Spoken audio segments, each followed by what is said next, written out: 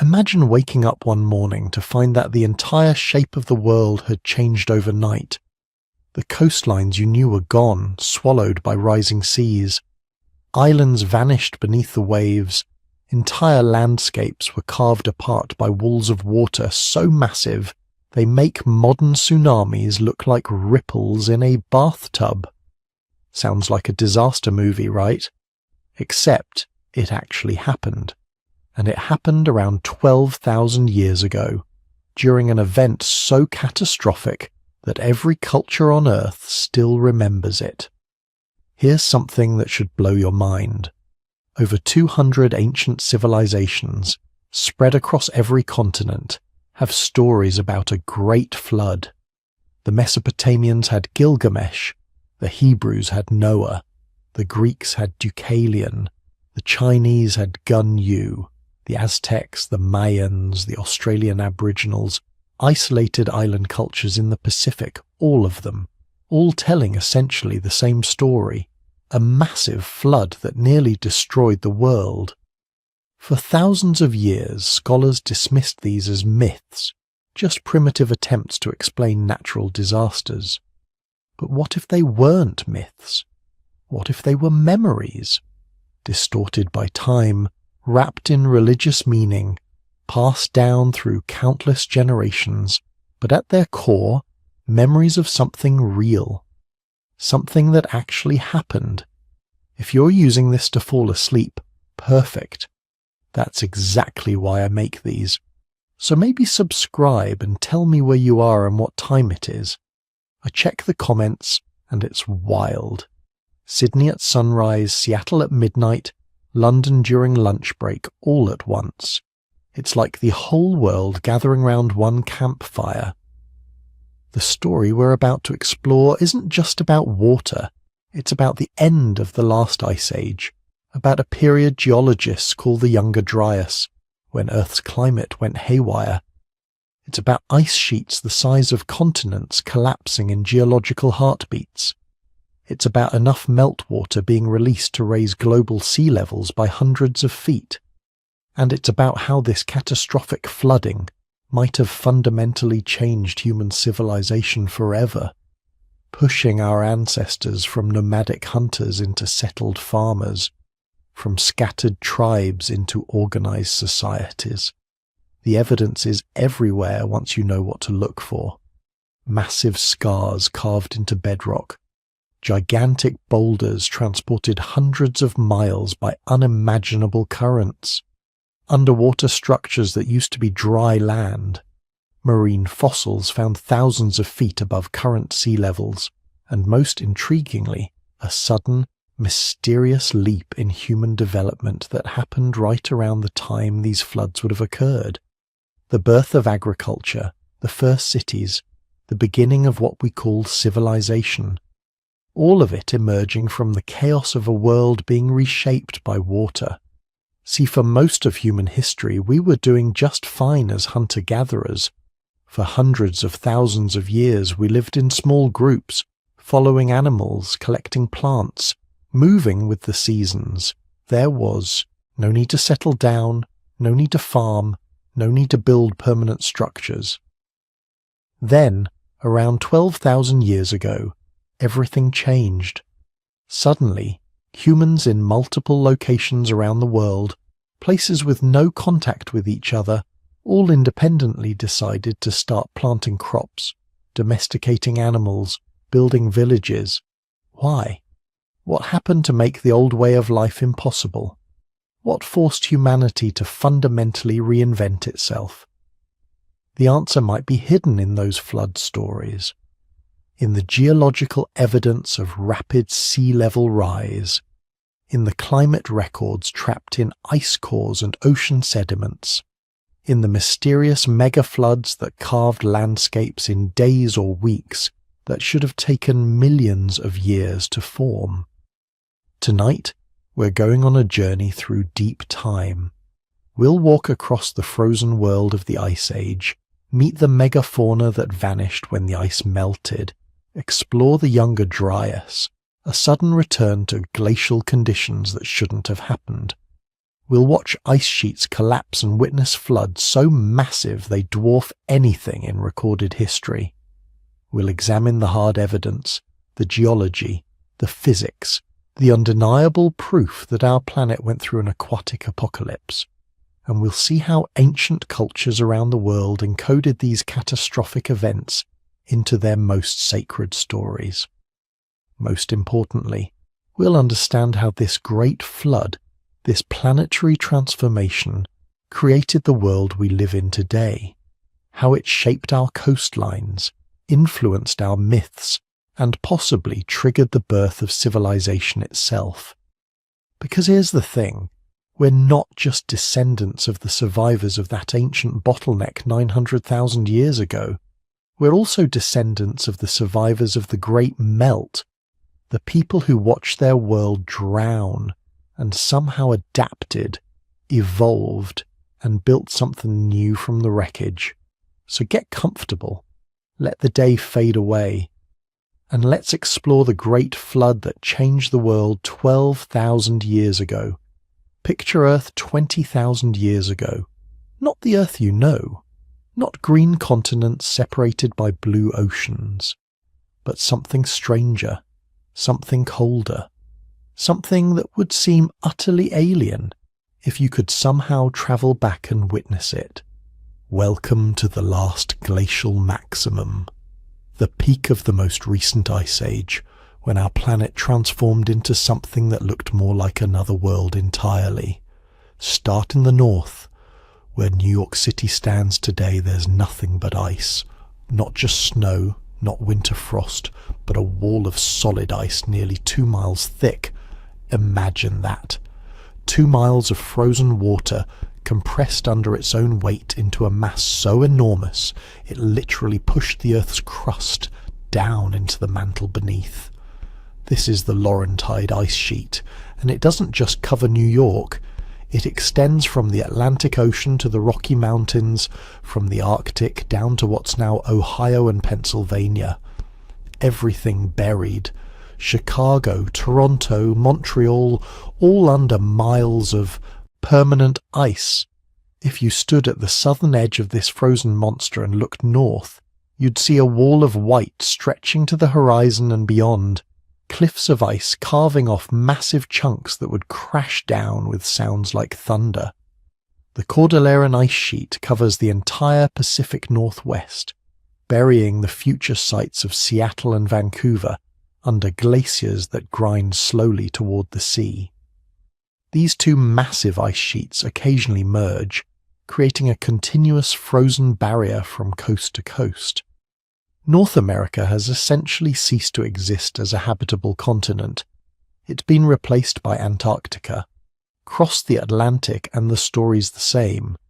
The Fennoscandian ice sheet covers all of Scandinavia, Finland, and extends down across the Baltic states into northern Poland and Germany. Britain and Ireland vanish beneath glaciers. The Alps become a frozen fortress of ice sheets and mountain glaciers, merging into one massive complex. Even the valleys that millions of tourists visit today to see glacial remnants are completely entombed in ice hundreds of meters thick. Asia gets the same treatment. The Siberian ice sheet sprawls across northern Russia. Mountain glaciers in the Himalayas expand dramatically, creating rivers of ice dozens of miles long. Even in the south, in what will become temperate zones, the climate is harsh, cold, nothing like the mild weather those regions enjoy today. But here's where it gets really interesting. All that ice has to come from somewhere, and where it comes from is the ocean. Water that would normally be liquid in the seas gets locked up in ice on land. For thousands of years the cycle continues.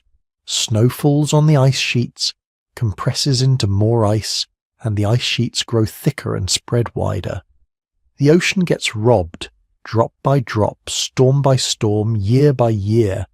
Sea levels fall, not a little, not a few feet, 400 feet. In some places more. 400 feet of vertical sea level change exposes continental shelves that have been underwater for tens of thousands of years. Suddenly, vast new territories emerge from the waves. Land bridges connect continents. Islands become peninsulas. The map of Earth fundamentally changes. Between Siberia and Alaska, a land bridge emerges that's not just a narrow strip, it's a subcontinent. Beringia, as scientists call it, is nearly 1,000 miles wide at its maximum extent, a vast grassland connecting Asia and North America. This isn't some tenuous connection you could barely walk across. This is a migration highway, a new territory, an entire ecosystem that will become crucial to human expansion into the Americas. In what will become the North Sea, another massive land bridge emerges. Doggerland, connecting Britain to continental Europe, isn't a bridge at all, really. It's a country. Rivers flow across it, draining the meltwaters from the ice sheets to the north. Forests grow, animals migrate across it, and humans will build communities. Here, living on land that doesn't exist anymore, that got swallowed by the sea when the Ice Age ended. All around the world, these new territories emerge. Indonesia connects to mainland Asia. Australia, New Guinea, and Tasmania merge into a single continent called Sahul. The Persian Gulf dries up completely, becoming a river valley. The Mediterranean coastline extends miles beyond where it is today, and on these exposed shelves, on these new lands that have arisen from the sea, life explodes. The megafauna of the Ice Age weren't just big versions of modern animals, they were something else entirely. Woolly mammoths, standing 13 feet tall at the shoulder, roamed in herds across the grasslands of North America, Europe, and Asia. Their curved tusks, some reaching 15 feet in length, were used to sweep snow aside to reach the vegetation beneath. They were perfectly adapted to the cold, with tiny ears to prevent heat loss, small tails, and that famous shaggy coat that could be 10 inches thick. But mammoths were just the beginning. Mastodons, slightly smaller but equally impressive, browse the forests of North America. Giant ground sloths, some species weighing 4 tons and standing 12 feet tall on their hind legs, fed on trees across South America and the southern reaches of North America. Imagine a sloth the size of an elephant, moving in slow motion through forests that no longer exist. Saber-toothed cats, the famous Smilodon, prowled these Ice Age landscapes with canine teeth that could reach 7 inches long. They weren't just bigger versions of modern big cats. Their entire hunting strategy was different, adapted to take down megafauna with those massive stabbing teeth, probably targeting the throat and belly of prey too large for other predators to handle efficiently. Giant short-faced bears, larger than any bear alive today, dominated the predator hierarchy in North America. Standing 12 feet tall on their hind legs, they could run faster than modern bears and probably scavenged or stole kills from other predators as much as they hunted themselves. Dire wolves, 25% larger than modern grey wolves, hunted in packs across the Americas. Cave lions, larger than any modern lion, ranged across Europe and Asia. Giant beavers the size of modern black bears built dams in North American rivers. Glyptodons, armored mammals that looked like Volkswagen Beetles with tails, lumbered across South American grasslands. This wasn't just a colder version of today's world. This was a fundamentally different planet populated by creatures that seem almost mythological to us now. And into this world of giants and ice came humans. By 20,000 years ago, modern humans had already spread from Africa across much of the ice-free world. But they weren't the sophisticated city builders of later eras. They were hunter-gatherers, living in small bands, following animal migrations, adapting to environments that would kill modern humans in days without the right knowledge and technology. but they were adapting brilliantly. The humans of the last glacial maximum weren't primitive. They were incredibly sophisticated, with survival skills refined over thousands of generations of living in marginal environments. They had developed cold weather clothing that wouldn't be surpassed in efficiency until modern synthetic materials. Layered garments made from animal skins, carefully stitched with bone needles and sinew thread. Fur-lined boots and gloves. Hooded parkas that could keep a person alive through Arctic winters. Their stone tool technology had reached remarkable levels of refinement. The careful flaking of stone to create perfectly symmetrical spear points and knife blades. The hafting of these tools onto wooden or bone handles using plant resins and animal glue. The development of specialized tools for specific tasks. Hide scrapers, bone awls, engraving tools for decorating objects. More impressively, they had mastered fire not just as a tool for warmth and cooking, but as a sophisticated technology. They knew which materials burned hottest, which produced the least smoke for indoor fires, how to maintain fires for days or weeks without letting them go out. They had learned to use fire to harden wooden spears, to crack rocks for easier tool making, possibly even to manage landscapes by controlled burning. Their hunting strategies showed remarkable intelligence and cooperation. These weren't opportunistic scavengers hoping to find dead animals.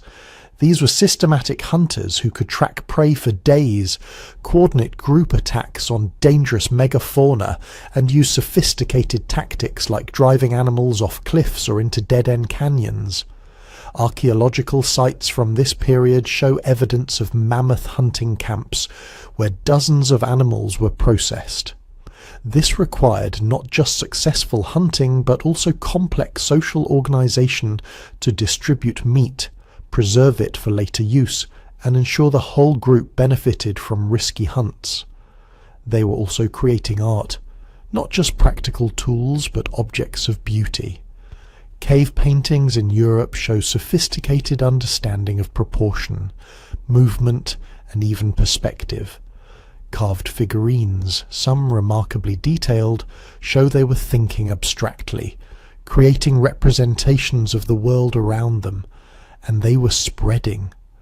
Despite the ice, despite the cold, despite environments that seemed utterly inhospitable, humans kept expanding into new territories.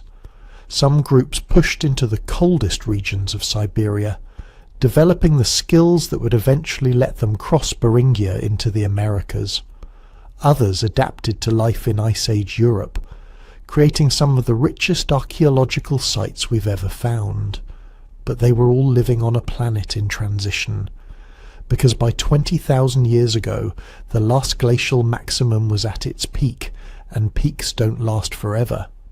The Earth's orbit, its tilt, the complex cycles that drive ice ages, all these factors were beginning to shift. More sunlight was reaching the northern hemisphere during summer. Not much more, but enough. The great ice sheets, which had seemed permanent, eternal, immovable, were about to start their retreat. Around 19,000 years ago, the first signs appeared.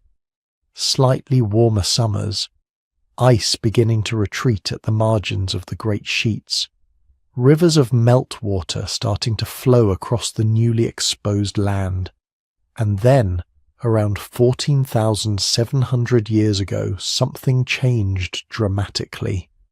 The warming accelerated, not gradually, not slowly, but in what geologists call the Berling-Allerud interstadial, a period of rapid warming that sent temperatures soaring. The Ice Age, it seemed, was ending. The great melt was beginning. Within a few thousand years, those massive ice sheets would retreat hundreds of miles. Sea levels would begin their inexorable rise. The megafauna would face new pressures as their frozen grasslands transformed into forests.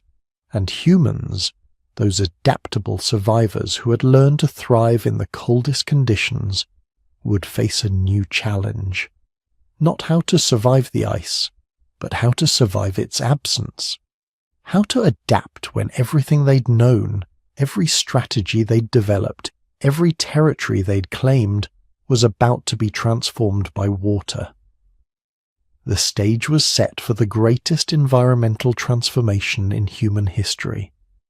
The Ice Age Earth was about to become something else entirely, and nothing would ever be the same again. Picture this. It's 12,900 years ago. For the past 7,000 years, the world has been steadily warming. The massive ice sheets that covered North America and Europe have been retreating. Glaciers that were once miles thick are melting back, revealing land that hasn't seen sunlight in 100,000 years.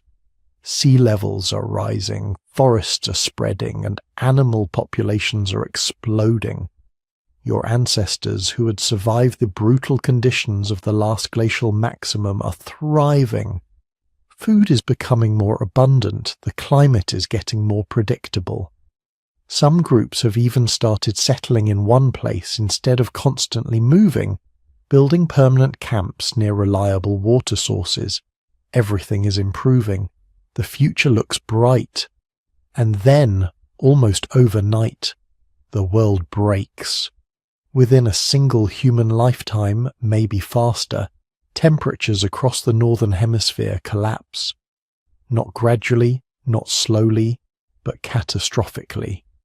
The warming trend that had been transforming the planet for millennia just stops, and then reverses. Hard. This is the younger Dryas, named after an Arctic wildflower called Dryas octopetala that suddenly starts appearing in places it shouldn't. In layers of ancient sediment and ice cores, this flower shows up as a marker of cold times, times when Arctic conditions returned to regions that had already begun warming. But calling it a return to cold doesn't capture the scale of what happened. This wasn't just a cold snap or a bad winter. This was a climate catastrophe that plunged the northern hemisphere back into near glacial conditions, in what some evidence suggests was less than a decade, maybe less than 3 years. Some ice core data from Greenland suggests temperatures dropped by 15 degrees Celsius in a single year. Think about that for a second. A 15 degrees Celsius drop in average temperature. Not in one place, but across entire continents.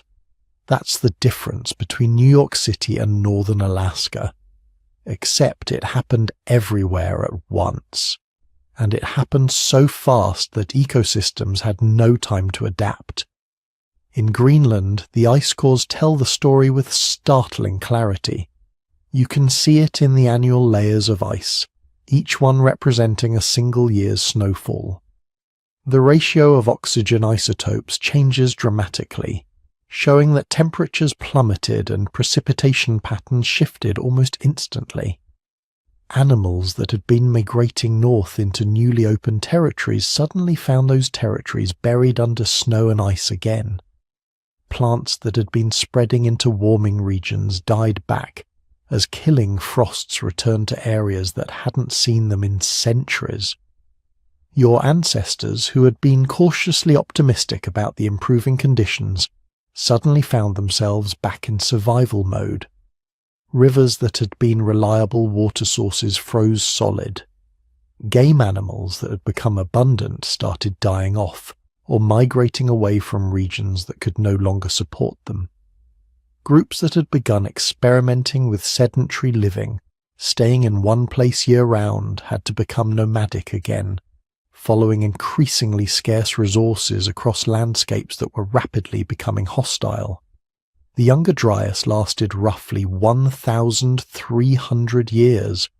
1,300 years of cold, of harsh winters and short summers, of ecological disruption and resource scarcity. But here's what makes it truly terrifying. It wasn't supposed to happen. The warming trend should have continued. The ice sheets were already in full retreat.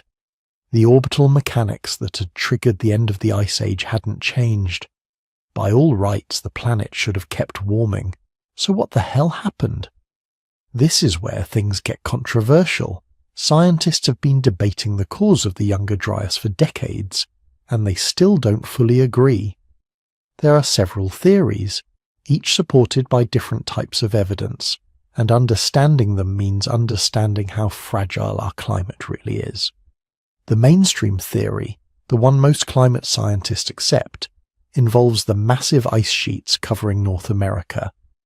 The Laurentide ice sheet, which at its peak was 2 miles thick and covered most of Canada and the northern United States, had been melting for thousands of years.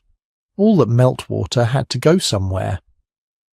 Initially, it drained south through the Mississippi River system into the Gulf of Mexico. But around 12,900 years ago, something changed. As the ice sheet continued melting, new drainage pathways opened up. Suddenly, enormous volumes of fresh water that had been flowing south started flowing east instead, pouring into the North Atlantic through the St. Lawrence River.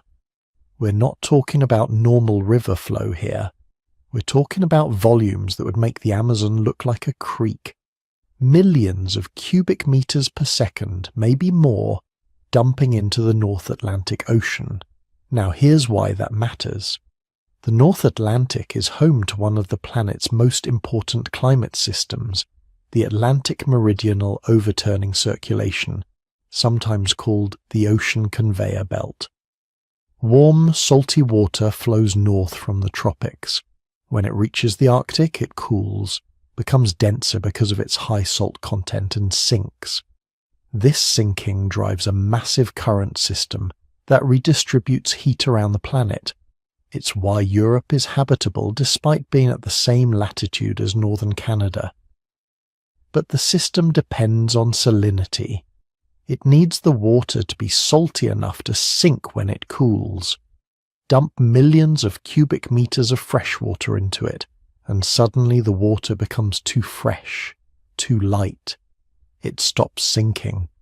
The entire circulation system slows down or shuts off completely.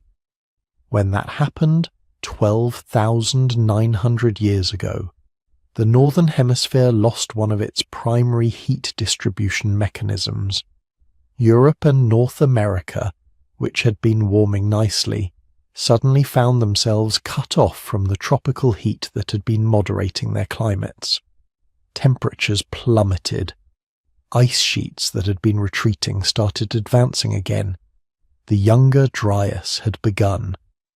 This theory is elegant, well supported by oceanographic evidence, and explains most of the observations, but it's not the only theory. And this is where things get really interesting and really controversial. In 2007, a team of researchers proposed something radical. What if the Younger Dryas wasn't triggered by ocean circulation changes at all? What if it was caused by an extraterrestrial impact? Not a massive asteroid that created a crater, but something more insidious. A cosmic airburst or multiple airbursts from a fragmenting comet that exploded in the atmosphere over North America. This is the Younger Dryas impact hypothesis, and it's been one of the most contentious debates in recent scientific history. The researchers claim to have found evidence of impact markers in sediment layers dating to exactly 12,900 years ago. Microscopic diamonds called nanodiamonds, which can form under extreme pressure and temperature. Magnetic spherules, tiny beads of iron that form when rocks are subjected to intense heat. Carbon spherules indicating massive wildfires. Platinum anomalies suggesting extraterrestrial material, and most controversially, a thin black layer of sediment enriched with carbon and exotic materials, found at dozens of sites across North America and Europe. The theory goes like this. A comet, probably a fragment from a much larger body, entered Earth's atmosphere and exploded above the Laurentide ice sheet. The explosion was powerful enough to cause widespread destruction across North America. Massive wildfires that would have lit up the entire continent, shockwaves that flattened forests, and critically, enough energy deposited onto the ice sheet to trigger catastrophic melting. According to this hypothesis, the impact melted enormous quantities of ice almost instantly. This sudden deluge of meltwater would have poured into the oceans, disrupting the Atlantic circulation system. But it would also have thrown massive amounts of dust and aerosols into the atmosphere, blocking sunlight and triggering rapid cooling. A double whammy that plunged the Northern Hemisphere into a climate crisis. The impact theory is appealing because it explains some puzzling features of the Younger Dryas. The rapidity of onset, the evidence of massive wildfires at exactly the right time, the extinction of numerous large mammals in North America, including mammoths, mastodons, giant sloths, and saber-toothed cats, all within a very narrow time window. And intriguingly, the apparent collapse of the Clovis culture, one of the earliest widespread human cultures in North America, which seems to disappear from the archaeological record right at the start of the Younger Dryas. But the impact hypothesis has fierce critics. Many researchers argue that the supposed impact markers can be explained by normal processes. Nanodiamonds can form in wildfires. Magnetic spherules are common in certain types of sediment. The platinum anomaly isn't consistent across sites, and no impact crater has ever been found, though proponents argue the impactor hit the ice sheet and therefore left no crater. The debate has been intense, sometimes bitter. Papers are published supporting the impact hypothesis. Other papers are published refuting them. Evidence is presented, criticized, defended, and argued over at scientific conferences.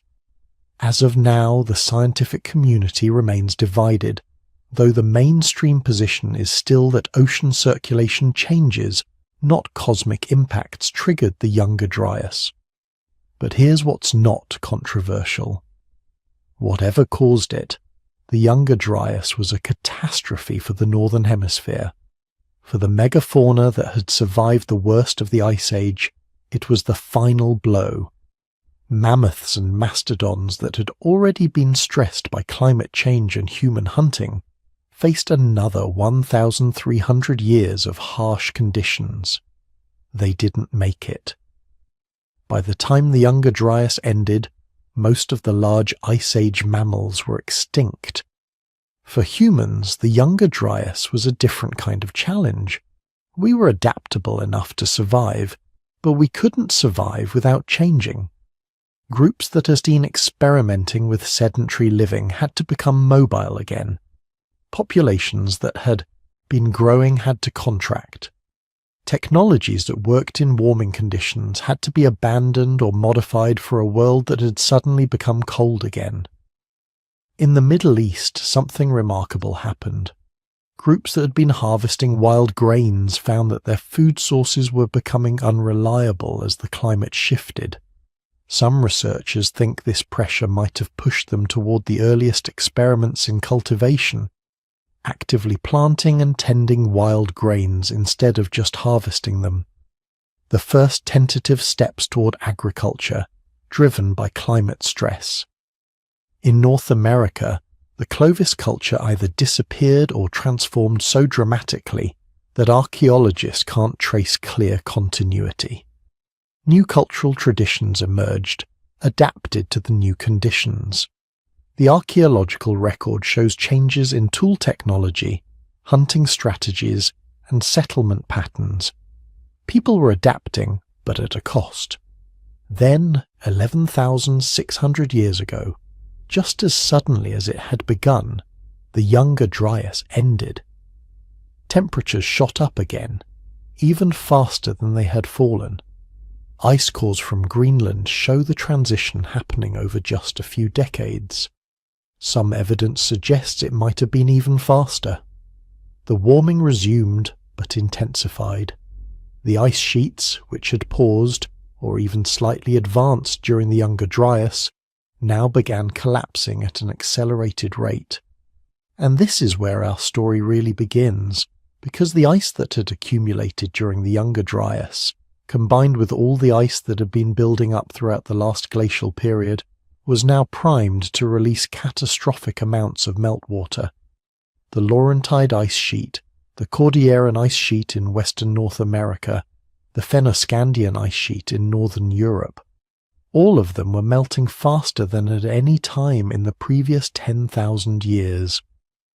The world was about to experience flooding on a scale that defies imagination.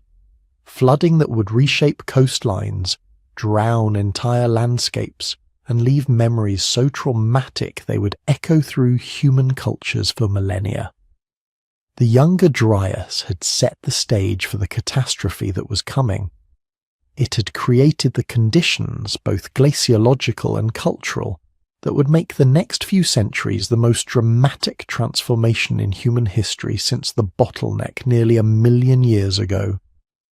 Your ancestors, who had just survived 1,300 years of renewed cold, were about to face something even more challenging.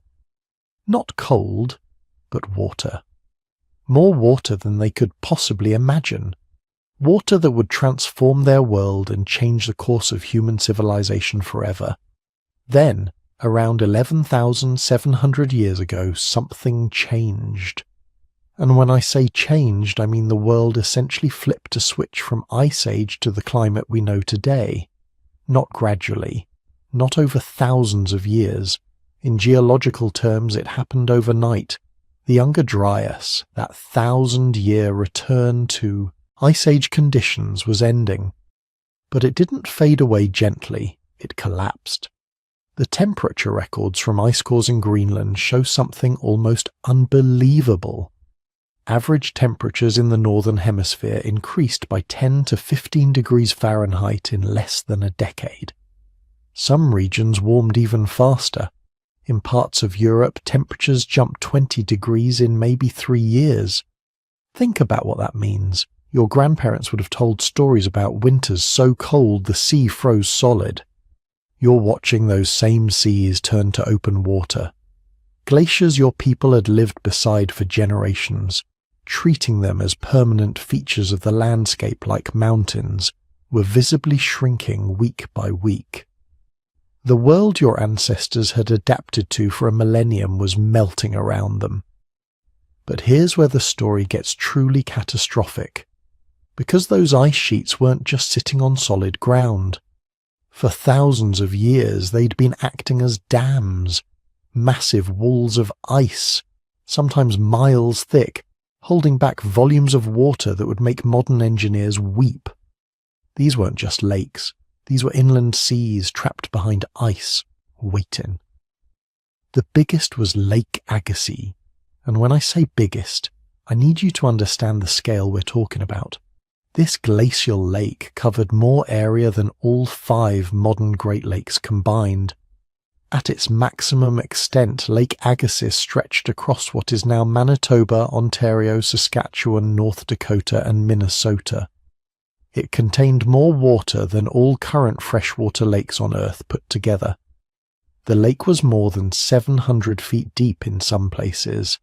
Its shores would have seemed like ocean coastlines to anyone standing on them. Endless water stretching to the horizon. For thousands of years, Lake Agassiz had been contained by the Laurentide ice sheet, a wall of ice that covered most of Canada and reached down into the northern United States. This ice sheet was up to 2 miles thick in places, 2 miles of solid ice. But as the Younger Dryas ended and temperatures spiked, that wall started to crack. Now, ice dams don't fail gently. They don't gradually erode over centuries. They fail catastrophically, suddenly, violently. What happens is this. As the ice warms, it becomes less stable. Cracks form. Water begins seeping through and under the ice. That water is warmer than the ice, so it melts its way through, creating channels. Those channels get bigger. More water flows through, more melting happens. It's a runaway process. Then, without warning, the entire structure fails. Millions, maybe billions of tons of ice suddenly give way, and all that water, all that unimaginable volume that's been patiently waiting behind the ice for centuries, it all goes at once. The geological evidence suggests Lake Agassiz drained catastrophically multiple times as different sections of the ice dam failed. But the flood around 11,700 years ago, right at the end of the Younger Dryas, that one was special. That one might have released enough water to raise global sea levels by several feet in a matter of weeks. Try to imagine the scene. You're living somewhere along what would become the St. Lawrence River Valley. It's been a decent river, reliable, something you can ford in the right places. Then one morning you hear something, a distant roar, like thunder, but it doesn't stop. It gets louder and louder. By the time you see the wall of water, there's nowhere to run. The flood wouldn't have been just water. It would have been carrying icebergs the size of buildings, boulders weighing hundreds of tons, entire forests ripped up and swept along. The force of the current would have been equivalent to hundreds of Amazon rivers flowing simultaneously. The largest river on Earth today, magnified beyond comprehension, and then multiply that by hundreds. This torrent scoured channels through solid bedrock. It carved canyons in days that would normally take millennia to form. It swept clean entire valleys, removing every trace of soil and vegetation down to bare rock. When it hit the Atlantic Ocean, it created what researchers call a freshwater lid, a layer of cold, fresh meltwater floating on top of the denser saltwater, disrupting ocean circulation patterns across the entire North Atlantic. But Lake Agassiz wasn't alone. Across the northern hemisphere, similar disasters were unfolding almost simultaneously. In northern Europe, the Baltic ice lake was approaching its breaking point.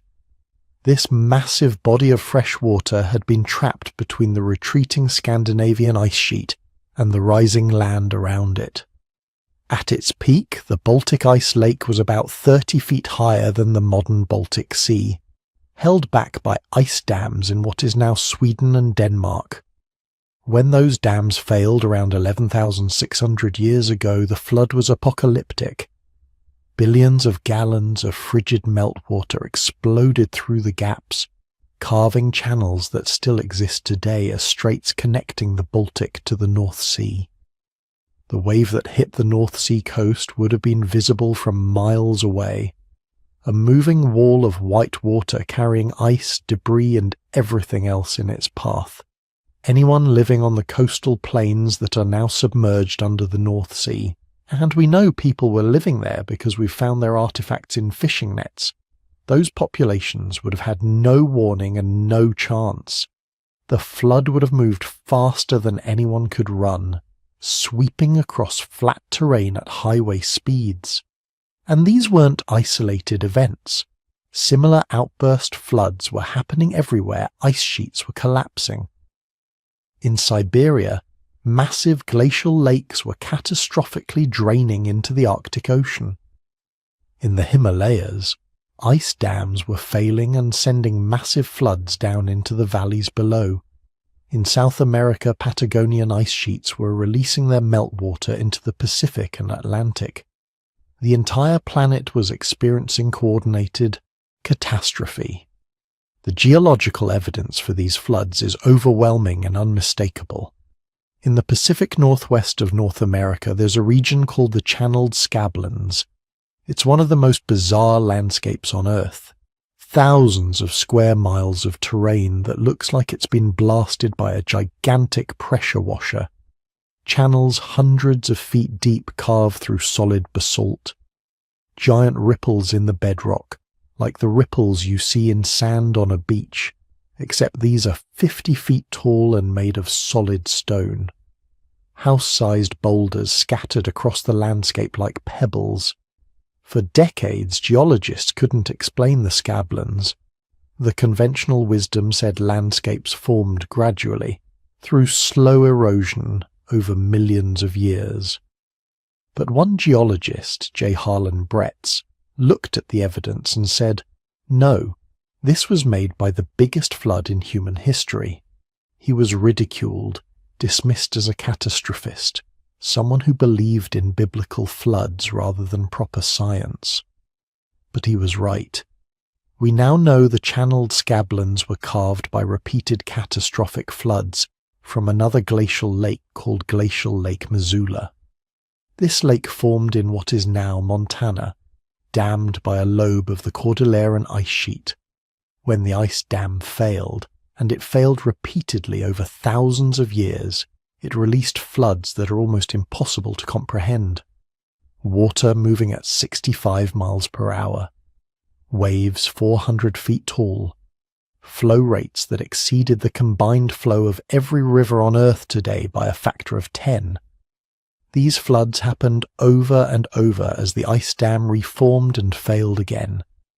Each time they scoured the landscape, moving billions of tons of rock and soil. They created temporary waterfalls that dwarfed Niagara Falls. They carved the Columbia River Gorge. They deposited massive gravel bars that became the foundation for modern cities. And they left scars that are still visible from space today. But the floods did more than just reshape the land. They fundamentally altered the ocean itself. Each catastrophic outburst released enormous volumes of cold, fresh water into the seas. This fresh water was less dense than salt water, so it floated on top, creating a lid that prevented normal ocean mixing. This disrupted the thermohaline circulation, the great ocean conveyor belt that moves heat from the equator to the poles and back again. Some scientists think these massive freshwater pulses might have actually triggered brief returns to cold conditions, interrupting the warming trend as ocean circulation temporarily shut down. It's a feedback loop. Warming melts ice. Melting ice releases fresh water. Fresh water disrupts ocean circulation. Ocean circulation changes can cause regional cooling. Cooling can temporarily slow the melting. Then warming resumes and the cycle repeats. The ice cores from Greenland show exactly this kind of pattern. Rapid warming, then brief cold snaps, then resumed warming. It's not a smooth transition from Ice Age to modern climate. It's chaotic, violent, punctuated by catastrophes that would have seemed like the end of the world to anyone experiencing them. And the melting wasn't just happening in dramatic floods. Between the massive outburst events, the ice sheets were steadily, relentlessly disintegrating. Every summer, a little more melting. Every year, the ice retreating a little farther north. The sea level wasn't just rising from the floods. It was rising continuously as billions of tons of ice turned to water. Over the span of about 1,000 years, from roughly 12,000 to 11,000 years ago, sea levels rose approximately 40 feet. That's nearly half an inch per year on average. But the rise wasn't steady. It came in pulses. Periods of rapid increase when major ice dams failed, followed by slower rise as the ice sheets gradually melted. Then another dam would fail, and the seas would jump again. For coastal populations, and remember that coastal areas were prime real estate for hunter-gatherers because of the abundant marine resources, this was catastrophic. Imagine living on a beach. Your camp set back what seems like a safe distance from the high tide line. You've been there for generations. Your ancestors' graves are there. Your knowledge of the local area, where to find fish and shellfish, where the good hunting is, that knowledge has been built up over centuries. Then the sea starts rising, not all at once, gradually, but relentlessly. Year after year, the high tide line creeps closer. Eventually you have to move. You find a new campsite farther inland. You settle in. Your children are born there. Then the sea catches up again. You move again. This happens over and over, an entire way of life, constantly retreating from the advancing ocean. Some regions lost thousands of square miles of coastal plain. The land bridge between Siberia and Alaska, Beringia, the route that had allowed humans to first enter the Americas, was steadily drowning. Within a few thousand years, it would be gone entirely, submerged under the Bering Strait. The British Isles, which had been connected to continental Europe throughout the Ice Age, were becoming islands as the North Sea expanded and the English Channel opened. The Mediterranean was transforming too. During the Ice Age, it had been significantly lower, with large coastal plains now underwater. As the Atlantic poured in through the Strait of Gibraltar and meltwater from the Alps added volume, these plains disappeared. Entire ecosystems, complete with the people who depended on them, were erased by rising water. And here's something that haunts archaeologists. We know some of the best real estate during the Ice Age. The places with the most resources and the most favourable climates were on these coastal plains that are now deep underwater. The most important archaeological sites from this period, the places where humans might have made their greatest innovations, developed their most complex societies, are gone, drowned under hundreds of feet of seawater. We're trying to understand human history with most of the evidence permanently submerged. The floods and the rising seas forced massive population movements. People couldn't just stay where they were. They had to adapt or die. Some moved inland, following the retreating ice and colonizing newly exposed lands. Others moved up into mountain valleys that had previously been locked in permafrost. Still others concentrated around remaining water sources, rivers and lakes that weren't actively trying to drown them. This compression and mixing of populations, previously isolated groups suddenly forced into the same territories, would have enormous consequences for human cultural evolution. But that's a story for later. For now, the world was still melting, still transforming, still punishing anyone who couldn't adapt quickly enough. The great ice sheets that had defined the planet for 100,000 years were in retreat, and the water they released, whether in catastrophic floods or gradual, relentless rise, was remaking the face of the earth. When the melting finally stabilized, thousands of years later, the world would be unrecognizable. Coastlines would be completely different. Entire landscapes would be new, and humanity would be changed forever. But here's where the story shifts from slow, grinding climate change to something much more dramatic, much more terrifying, because what happened next wasn't gradual, it was catastrophic. Around 11,300 years ago, something went terribly wrong with the ice sheets, or maybe terribly right, depending on your perspective. Either way, the result was the same. The oceans rose, not slowly, not gradually, but in a geological eye blink that would reshape the entire world. This is what scientists call meltwater pulse 1b.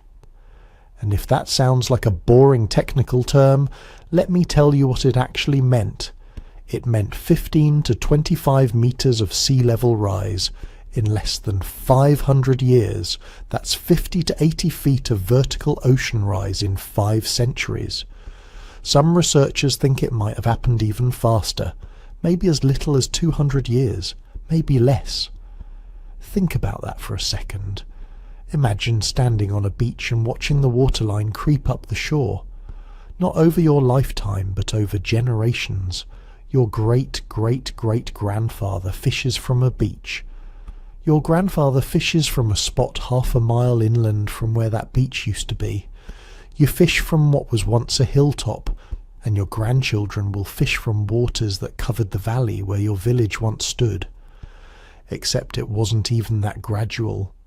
Because here's the thing about meltwater pulses. They don't happen smoothly. Ice sheets don't melt like ice cubes as a glass of water, slowly and evenly. They collapse. They fracture. Enormous sections break away and slide into the ocean, displacing massive volumes of water instantly. Ice dams that have held back glacial lakes for thousands of years suddenly fail, releasing floods that can raise global sea levels in a matter of weeks. So you're not watching a gradual creep. You're watching your world drown. One generation lives in a coastal valley. The next generation watches that valley become a lagoon.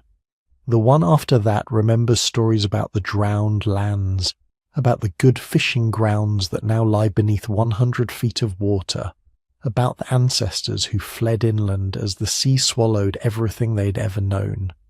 Let's start with what was lost. Because before Meltwater Pulse 1b, the world's coastlines looked nothing like they do today. Sea levels were still lower than modern levels, and enormous stretches of what we now call continental shelf were dry land. Productive, fertile, resource-rich land where humans had been living for thousands of years. Take Doggerland. If you've never heard of it, don't feel bad. Most people haven't. That's because Doggerland doesn't exist anymore. It's been underwater for 11,000 years. But before the Pulse, Doggerland was one of the richest territories in Europe. It was a vast plain connecting what we now call Britain to continental Europe. Not a narrow land bridge, but a huge expanse of rolling hills, river valleys, and wetlands. Bigger than many modern European countries. Archaeological evidence dredged up from the North Sea floor tells us Doggerland was paradise for hunter-gatherers. Massive herds of deer, aurochs, and wild horses migrated across its grasslands. Its rivers teemed with salmon and sturgeon. Its marshlands hosted millions of migratory birds. And its coastline, protected from the rough Atlantic by what would become the British Isles, provided some of the most productive fishing grounds in the ancient world. People lived there, not just a few scattered bands, but thriving communities. They built settlements, developed trade networks, created art. They probably had names for the rivers and mountains of their homeland. They definitely had stories about the landscape, myths about how it was created, legends about the ancestors who first walked its hills. Then the water came, not all at once, but fast enough.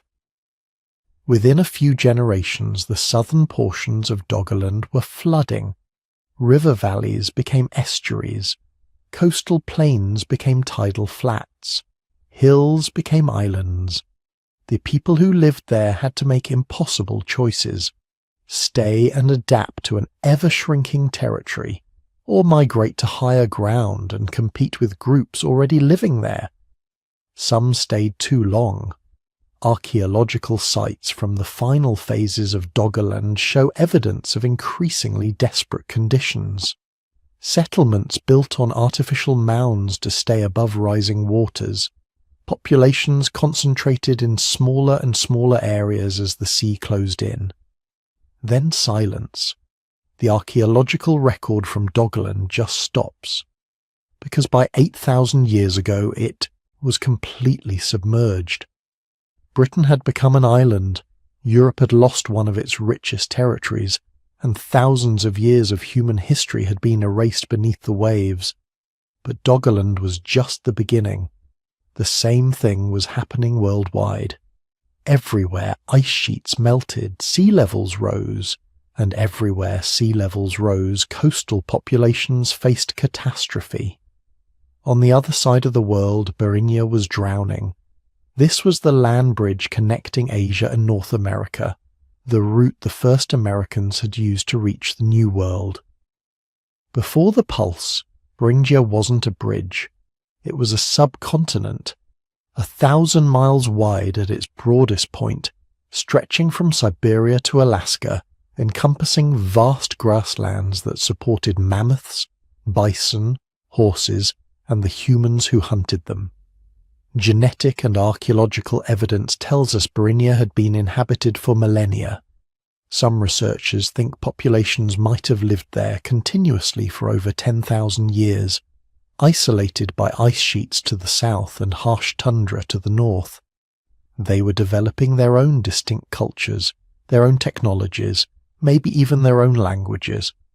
Their meltwater pulse 1b turned Beringia into the Bering Strait. The grasslands became seafloor. The river valleys became submarine canyons. The populations that had called Beringia home for hundreds of generations were forced to choose. Move west into Asia, or east into North America. Either way, they were abandoning the only homeland they'd ever known. And those who went east, they carried with them the memory of a lost land, the knowledge that their ancestors had come from a place that no longer existed, a place that had been swallowed by rising waters. Sound familiar? Meanwhile, in the Middle East, something even more dramatic was happening. The Persian Gulf was filling. Before the Pulse, the Gulf wasn't a gulf, it was a river valley. A massive river system drained the mountains of Iran and flowed through what is now the Gulf floor, creating one of the most fertile floodplains in the ancient world. The archaeological evidence is fragmentary because it's all underwater now, but what little we've found suggests this valley supported substantial human populations. The climate was less arid than today. Rainfall from the monsoons reached further north. The river provided reliable water year-round.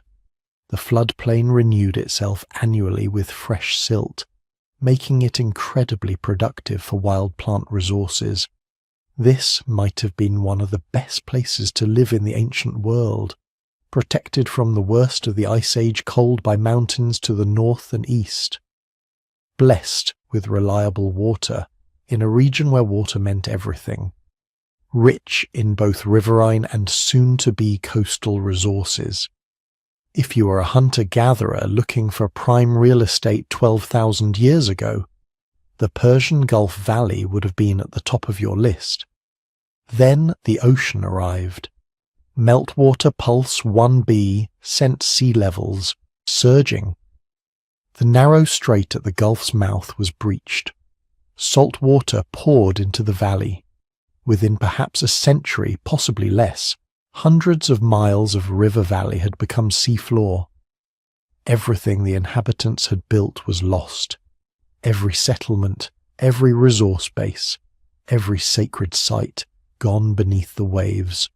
The survivors fled, north into Mesopotamia, east into Iran, west into Arabia.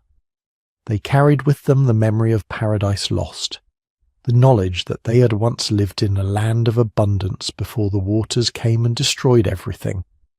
And here's where it gets really interesting, because some researchers think this flood, the drowning of the Persian Gulf, might be the historical basis for the Noah's Ark story and similar flood myths from that region.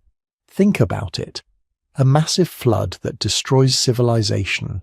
Survivors who flee to higher ground carrying the seeds and animals they need to start over. The memory of a world before the flood, preserved in oral tradition for thousands of years until it's finally written down. We'll come back to this connection later. But for now, just sit with the possibility that some of our oldest stories might be based on real events, real catastrophes that our ancestors witnessed and remembered. But wait, there's more. Because the most controversial flood hypothesis connects to a body of water you've definitely heard of, the Black Sea. Today, the Black Sea is connected to the Mediterranean by the narrow Bosphorus Strait. But before Meltwater Pulse 1b, the Black Sea was isolated. It was a freshwater lake, sitting hundreds of feet below the level of the Mediterranean, sustained by rivers flowing from the north. Two geologists, William Ryan and Walter Pittman, proposed something radical in the 1990s. They suggested that around 7,600 years ago, as sea levels continued rising from the Great Melt, the Mediterranean finally breached the Bosphorus. Not gradually, but catastrophically. They calculated that water would have poured through at 200 times the flow of Niagara Falls. The Black Sea would have risen 6 inches per day. Coastal settlements would have been inundated almost instantly. The hypothesis is controversial. Some evidence supports it. Underwater archaeology has found ancient shorelines far below current Black Sea levels. Core samples show a sudden transition from freshwater to saltwater species. Ancient beaches with human artifacts lie hundreds of feet below the surface. But other researchers argue the flooding was more gradual, that Ryan and Pittman overstated the catastrophic nature of the event. Either way, something dramatic happened. The Black Sea changed fundamentally, and the people living on its shores had to adapt or flee.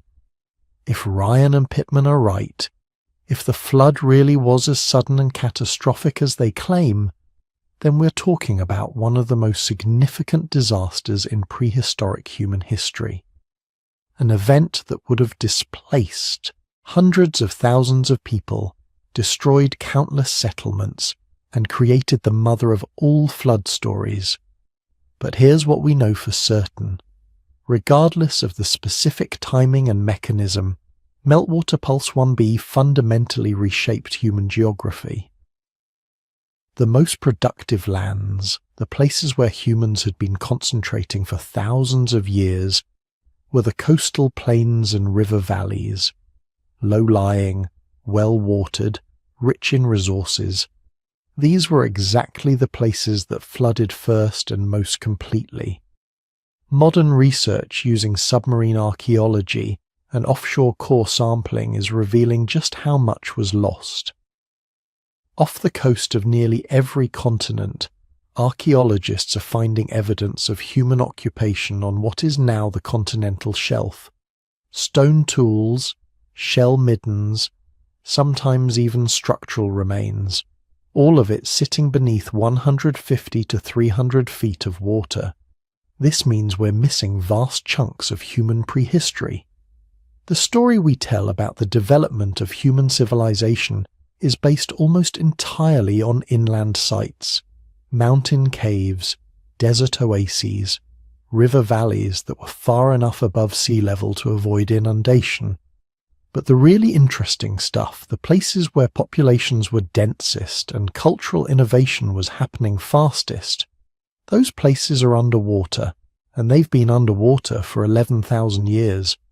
Some researchers estimate that we've lost archaeological evidence of perhaps half the human populations living at the end of the Ice Age. Half. Everything they built, everywhere they lived, every innovation they developed in the millennia before the flood. It's all on the seafloor, covered by silt, broken apart by currents, mostly inaccessible to investigation. But the impact wasn't just archaeological, it was fundamentally demographic.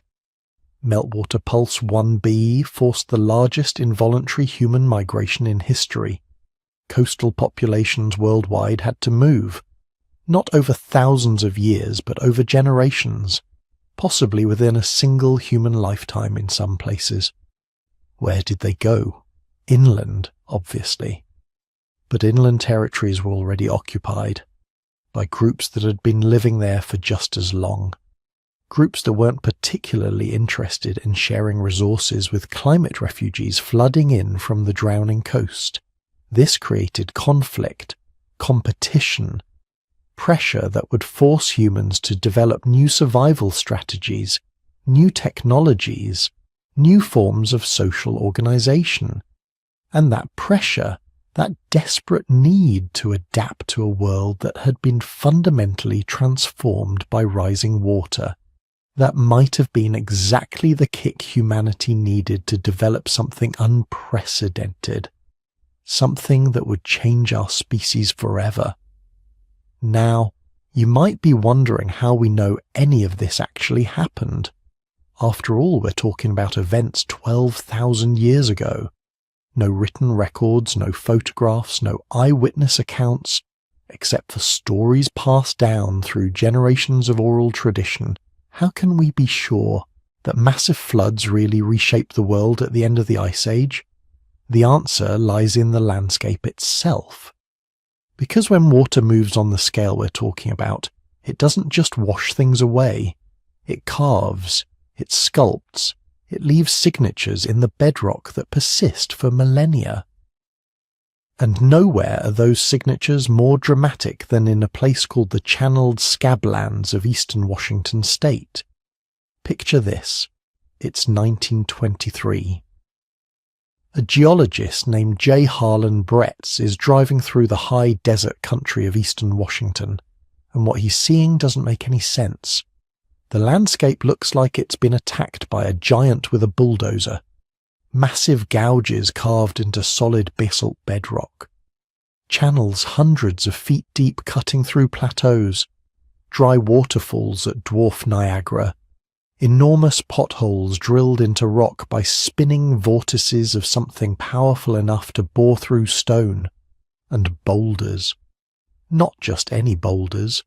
House-sized chunks of granite weighing hundreds of tons, scattered across the landscape like toys left behind by a careless child. Except there's no granite anywhere nearby. The nearest source is in the mountains of Montana and Idaho, hundreds of miles away. Bretz was a careful scientist, trained in the uniformitarian principles that dominated geology at the time. Uniformitarianism held that all geological features were created by slow, gradual processes operating over vast periods of time, the same processes we see today: erosion, deposition, uplift, weathering, acting steadily over millions of years. But what Bretz was looking at couldn't have been created by gradual processes. The scale was all wrong. The features were too sharp, too fresh, too catastrophic. He spent years mapping the scablands, documenting the bizarre erosion patterns, measuring the channels, studying the strange depositional features, and everywhere he looked, the evidence pointed to the same impossible conclusion. This landscape had been carved not by rivers slowly wearing away rock over millions of years, but by a catastrophic flood of unimaginable proportions. A single event, or maybe a series of events, during which more water than exists in all the rivers of the world combined, had ripped across this landscape at highway speeds. In 1923, Bretz presented his findings to the Geological Society of Washington, D.C. He called his hypothesis the Spokane Flood, a massive deluge that had scoured the scablands clean in a matter of days, maybe hours. The response was immediate and brutal. The scientific establishment rejected his ideas almost unanimously. Catastrophism, the idea that sudden dramatic events shape the Earth's geology, had been thoroughly discredited in the 19th century. It smacked of biblical flood stories and unscientific thinking. Real geology was about slow processes, not wild speculation about impossible floods. For decades, Bretz fought a lonely battle against the entire geological community. He kept mapping, kept measuring, kept documenting features that made no sense under uniformitarian principles. He found giant ripple marks, undulating patterns in the landscape that looked exactly like the ripples you see in sand at the beach, except these were 50 feet tall and hundreds of yards from crest to crest. The kind of ripples that could only be formed by moving water so deep and so fast that it defied imagination. He documented dry cataracts, places where waterfalls 400 feet tall had once thundered, carrying more water than all of Earth's current rivers combined. He traced the path of the flood waters from their source in Montana, where an ice dam had held back a lake containing more water than Lake Erie and Lake Ontario combined, through the channels they'd carved across Idaho and Washington, all the way to the Pacific Ocean. And slowly, very slowly, The evidence became too overwhelming to ignore. In the 1940s, aerial photography revealed patterns that were invisible from the ground. The scablands, seen from above, looked exactly like a massive river delta, except it was carved into solid rock and covered an area the size of Connecticut. In the 1950s, geologists studying the valley where Lake Missoula had been found, shoreline marks indicating the lake had filled and emptied repeatedly. Not once, but dozens of times. Each time the ice dam formed and held back water for years or decades, until the lake grew large enough that the water pressure shattered the ice. Each time releasing a flood that made the Mississippi look like a garden hose.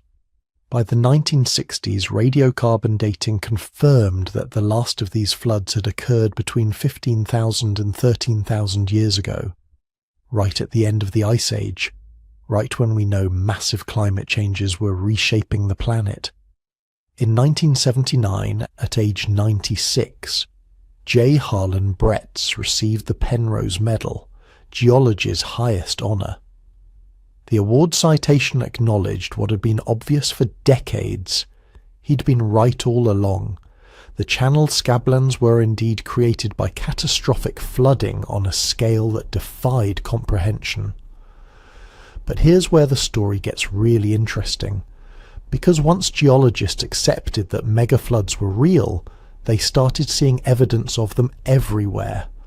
In Siberia, researchers found landscapes eerily similar to the scablands.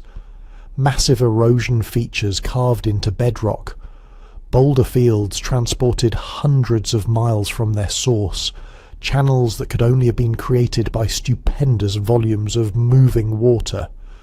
These Siberian floodscapes told the same story as Washington State.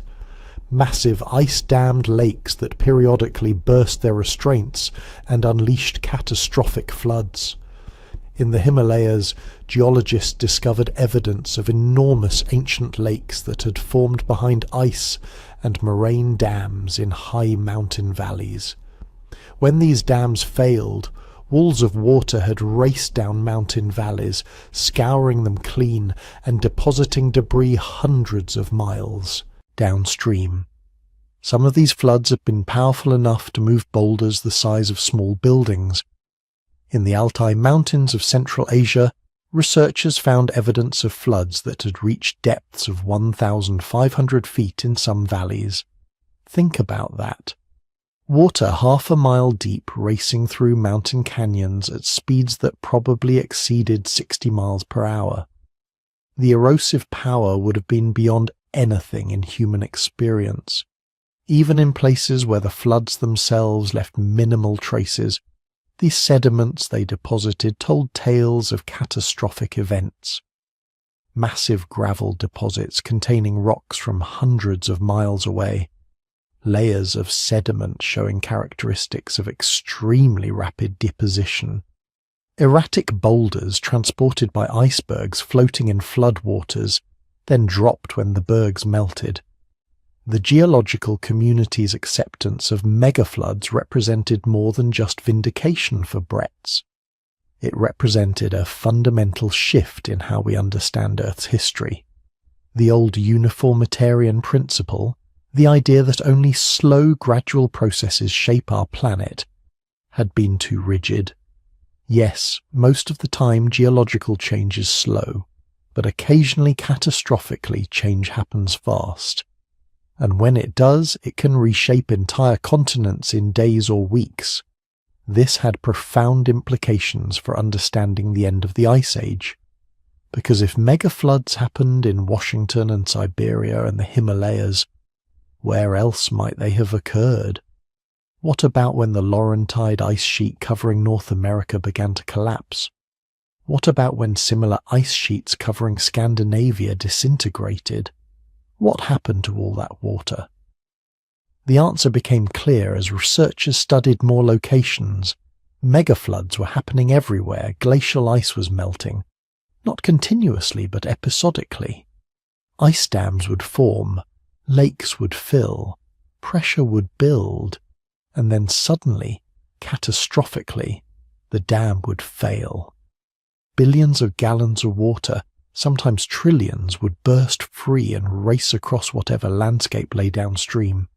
These weren't gentle events.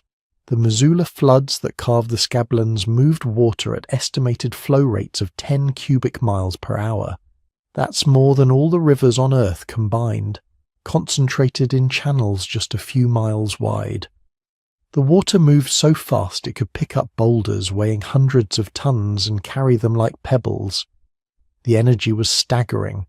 Computer models suggest that during peak flow, the Missoula floods were dissipating energy at rates equivalent to the entire current energy consumption of human civilization. Except instead of being distributed across the globe, all that energy was concentrated in one relatively small area, ripping up bedrock, moving mountains of sediment, completely rewriting the landscape. And this was just one flood system. Similar events were happening across North America, across Eurasia, probably in South America and anywhere else.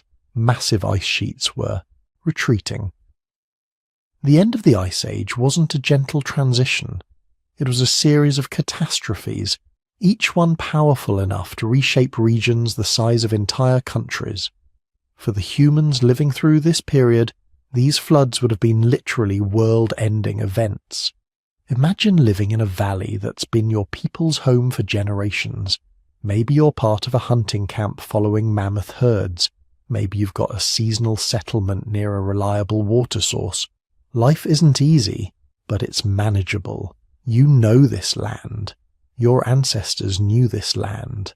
Then one day, maybe you notice the water in the river starting to rise. Not unusual. Spring floods happen, but this keeps rising and rising, and the sound from upstream is getting louder, a roar like continuous thunder. Then you see it. A wall of water as tall as a mountain, moving faster than anything you've ever seen, carrying ice chunks the size of houses, boulders, entire trees, the debris of shattered landscapes. And there's absolutely nothing you can do except run and pray you can reach high ground before the water reaches you. The flood passes in hours or days.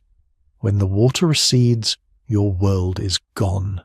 Every landmark you knew, buried under tons of sediment or scoured down to bedrock. Every campsite, every hunting ground, every sacred place, erased. The survivors, if there are any, have to start over in a landscape that's been completely transformed. This wasn't just geological change. This was the violent, traumatic reshaping of the world that humans inhabited. And if it happened in enough places, across enough of the inhabited world, people would remember. They would tell stories about the great floods, about the time water covered the world, about how only a few survived to repopulate the land. Which brings us to something remarkable, because humans did remember, and those memories, encoded in myth and legend and sacred stories, survived for thousands of years, waiting for modern scientists to realize they might not be just stories after all. Now here's where things get really interesting, because if you're a human living 12,000 years ago, and you've just watched your entire world get swallowed by rising water, what do? You can't write it down. There's no writing yet. You can't take photographs or make documentary films. All you can do is tell the story, and tell it again, and make damn sure your children understand what you saw, because someday, maybe, it could happen again. So they told stories. Around fires, in caves, during long winter nights when the only entertainment was the human voice. They told about the time the waters came, when the world ended and only a few survived. They told it so many times, in so many ways, that the story became embedded in human consciousness deeper than any written record. And here's the thing that makes archaeologists and historians deeply uncomfortable. Those stories survived. Not just survived, thrived. They spread across continents, adapted to new languages and cultures, but kept the same basic structure, the same terrifying core. Water came. The world ended. A few people survived by building boats or climbing mountains, and when the waters receded, they had to start civilization over from scratch. Let's start with the oldest written flood story we have. Not the Bible, that comes later. We're talking about the Epic of Gilgamesh, carved into clay tablets in ancient Mesopotamia around 4,700 years ago. But the story itself is older, much older. Linguistic analysis suggests it was already ancient when it was first written down, passed through generations as oral tradition before anyone invented cuneiform script.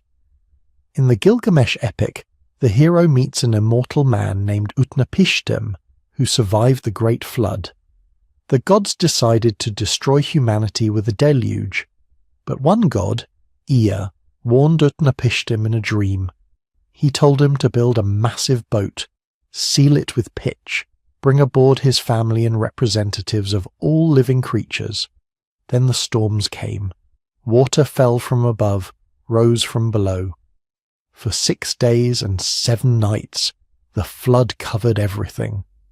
When it finally stopped, Utnapishtim's boat came to rest on a mountain. He sent out birds to test for dry land. First a dove, which returned, then a swallow, which also came back. Finally, a raven that didn't return, proving land existed somewhere. Sound familiar? Because 2,000 years after the Gilgamesh epic was written, Jewish scholars would compile the Torah, and in Genesis chapter 6 through 9, you get almost the exact same story. Noah gets warned by God, builds an ark, brings his family and animals aboard. Flood comes, covers the mountains, destroys all life on earth. After exactly 150 days, the waters recede. Noah's Ark lands on Mount Ararat. He sends out birds to test for dry land. Raven first, then doves. When the dove returns with an olive branch, he knows the world is recovering. The parallels are so specific that biblical scholars have spent centuries arguing about the relationship between these texts. Did the Genesis writers borrow from Mesopotamian tradition? Were both drawing from an even older common source? Or, and this is where it gets wild, are both stories imperfect memories of something that actually happened? Because it's not just two cultures telling the same story, it's dozens, hundreds, if you count all the variations. And the stories aren't just similar, they're eerily consistent about specific details that shouldn't matter if they were purely mythological. Travel to India.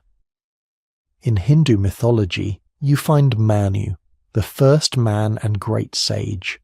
The god Vishnu appears to him as a fish and warns that a great deluge is coming that will destroy all life. Vishnu instructs Manu to build a massive boat and take aboard the 7 great sages and seeds of all plants. The flood comes, waters cover the earth. Manu's boat is pulled by Vishnu in. His fish form to a mountain top where they wait for the waters to recede. From Manu descends all future humanity. The core elements are there again. Divine warning, boat, survivors, mountain refuge, restart of civilization. This isn't borrowing from Mesopotamian sources. Hindu mythology developed independently, separated by thousands of miles and different languages. Yet the story persists. Go to China. In Chinese mythology, during the reign of the legendary Emperor Yao around 4,200 years ago, a catastrophic flood covered the land for generations. The first hero, Gun, tried to dam and dike the waters but failed. His son Yu succeeded by dredging channels and creating pathways for the waters to drain into the sea. Yu's flood control efforts took 13 years and established him as a founding figure of Chinese civilization.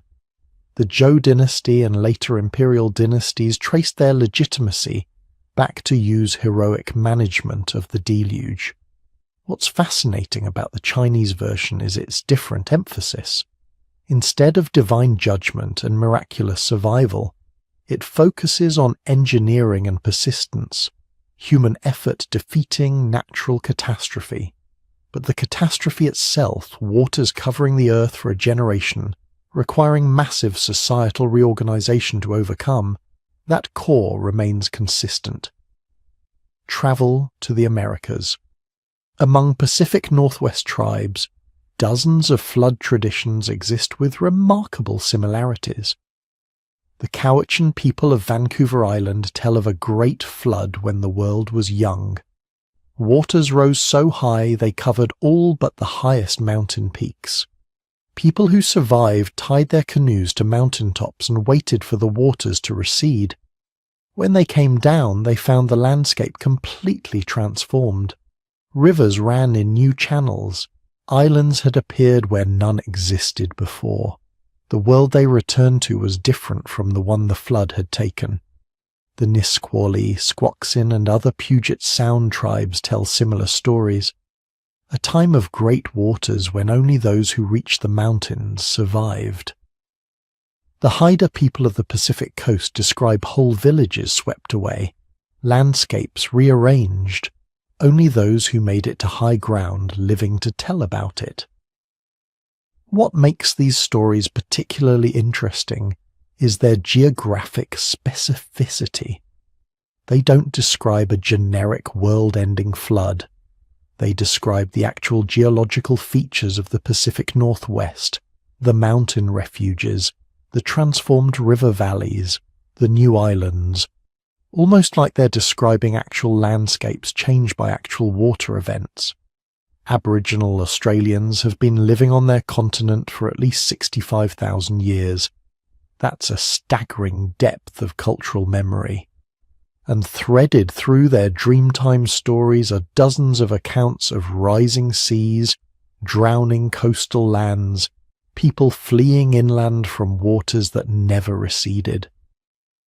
Along the coast of Queensland, stories describe how the ocean once was much farther away, how people walked to islands that now require boats, how the ancestors watched the sea advance year by year, generation by generation, swallowing the world they knew.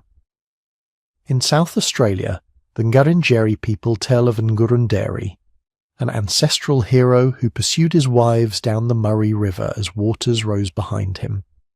The rising sea eventually created the islands and channels of what's now the Murray River mouth.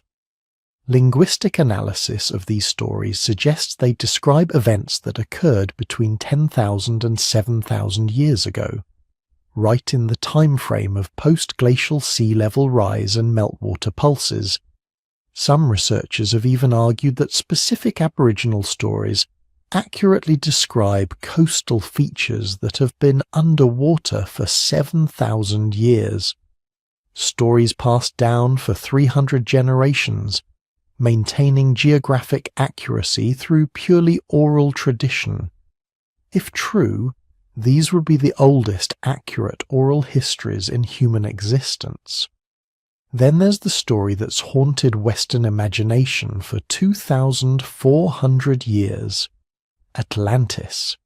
Plato described it in his dialogues Timaeus and Critias.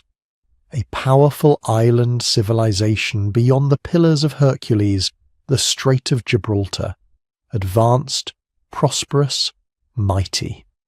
Then, in a single day and night of catastrophe, the island sank beneath the waves, destroyed by earthquakes and floods as punishment for the inhabitants' hubris. For centuries, scholars have argued about Atlantis.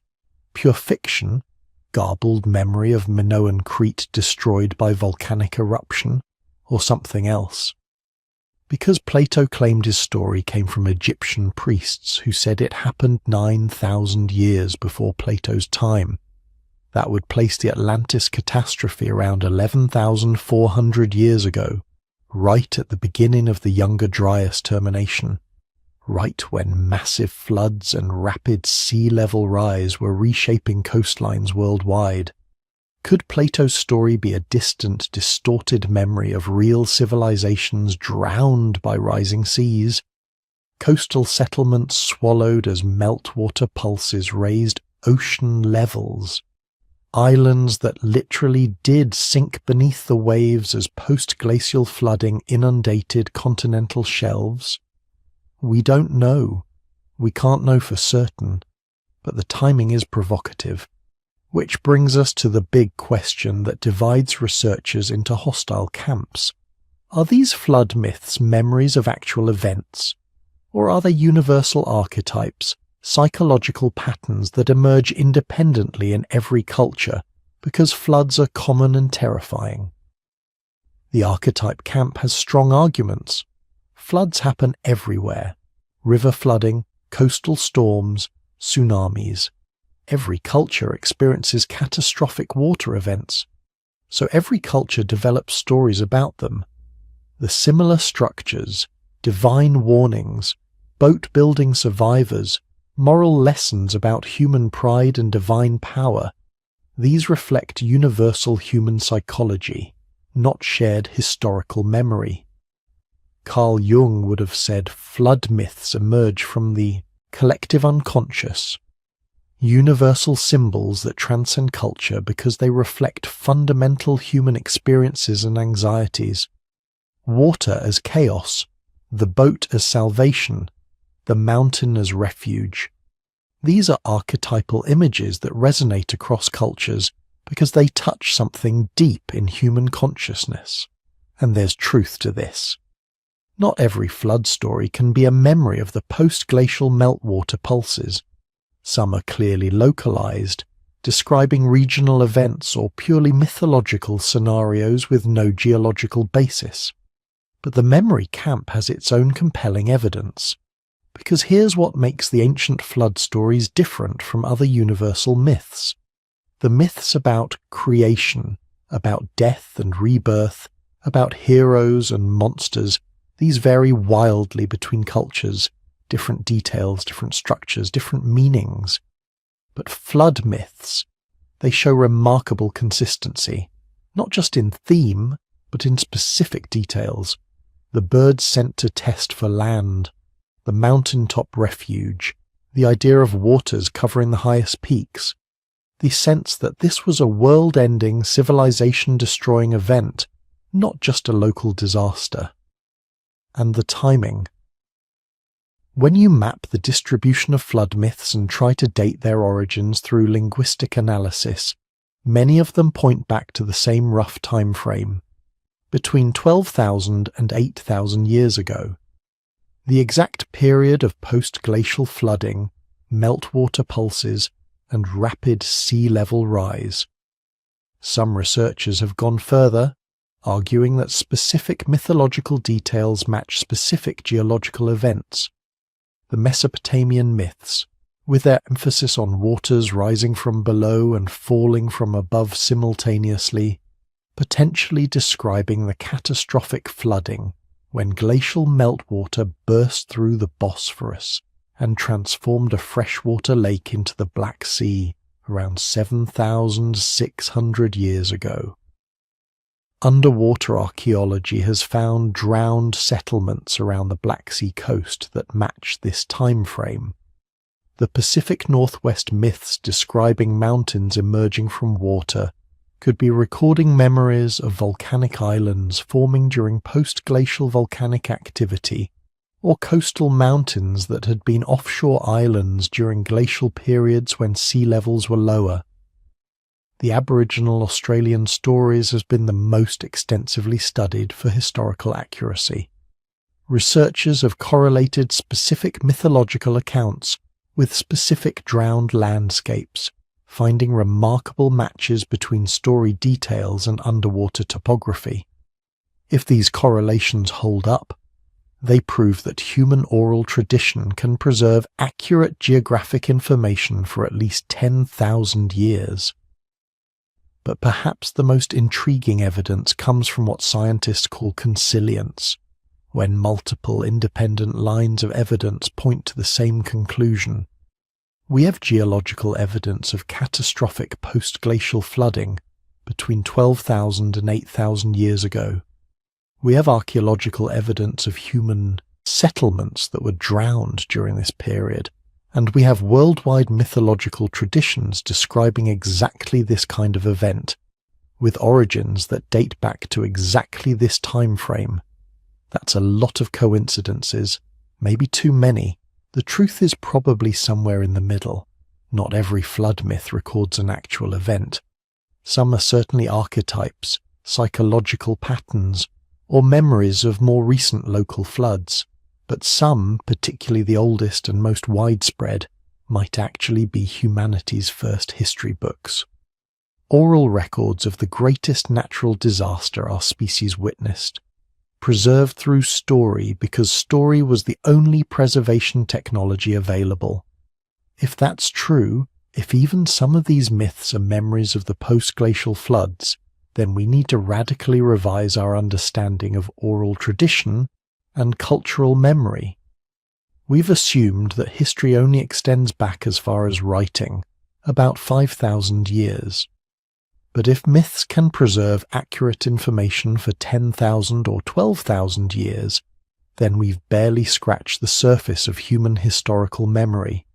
Every fireside story, every ancient song, every myth we dismissed as pure fantasy might contain kernels of actual events, witnessed by actual people, preserved with remarkable fidelity through thousands of generations.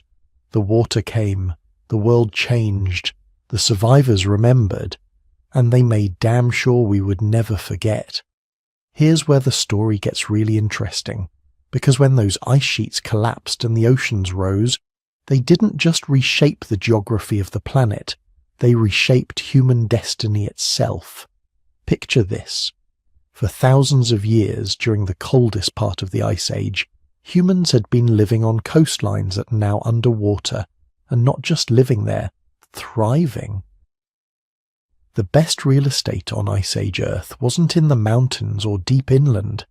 It was along the coasts.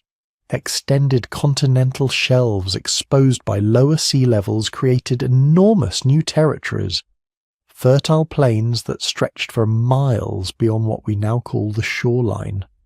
Rivers flowed across these plains before emptying into oceans that were 400 feet lower than today. These river valleys were paradise for hunter-gatherers. Abundant fresh water, rich wetlands teeming with fish and waterfowl, animals congregating at reliable water sources. The archaeological evidence we've found suggests these coastal zones supported significantly higher population densities than inland areas. But we've only found fragments. Because most of the evidence, most of the settlements, most of the story, is now under 400 feet of ocean. Then the melt began. Not gradually, not gently, but in catastrophic pulses that could raise sea levels by several feet in a single year. Imagine you're living in a coastal village. Your family has occupied this territory for generations. You know every hunting ground, every fishing spot, every seasonal migration route of the herds you depend on. Then the ocean starts rising. Not slowly enough that you can adapt. Fast enough that within a human lifetime everything you know is underwater. The first floods would have been confusing. Unusual high tides, perhaps, or seasonal variations. But then it keeps coming. Year after year the water advances, salt water contaminating freshwater sources, coastal wetlands becoming open ocean, fishing grounds disappearing beneath deepening waters. The archaeological record shows evidence of rapid coastal abandonment during this period.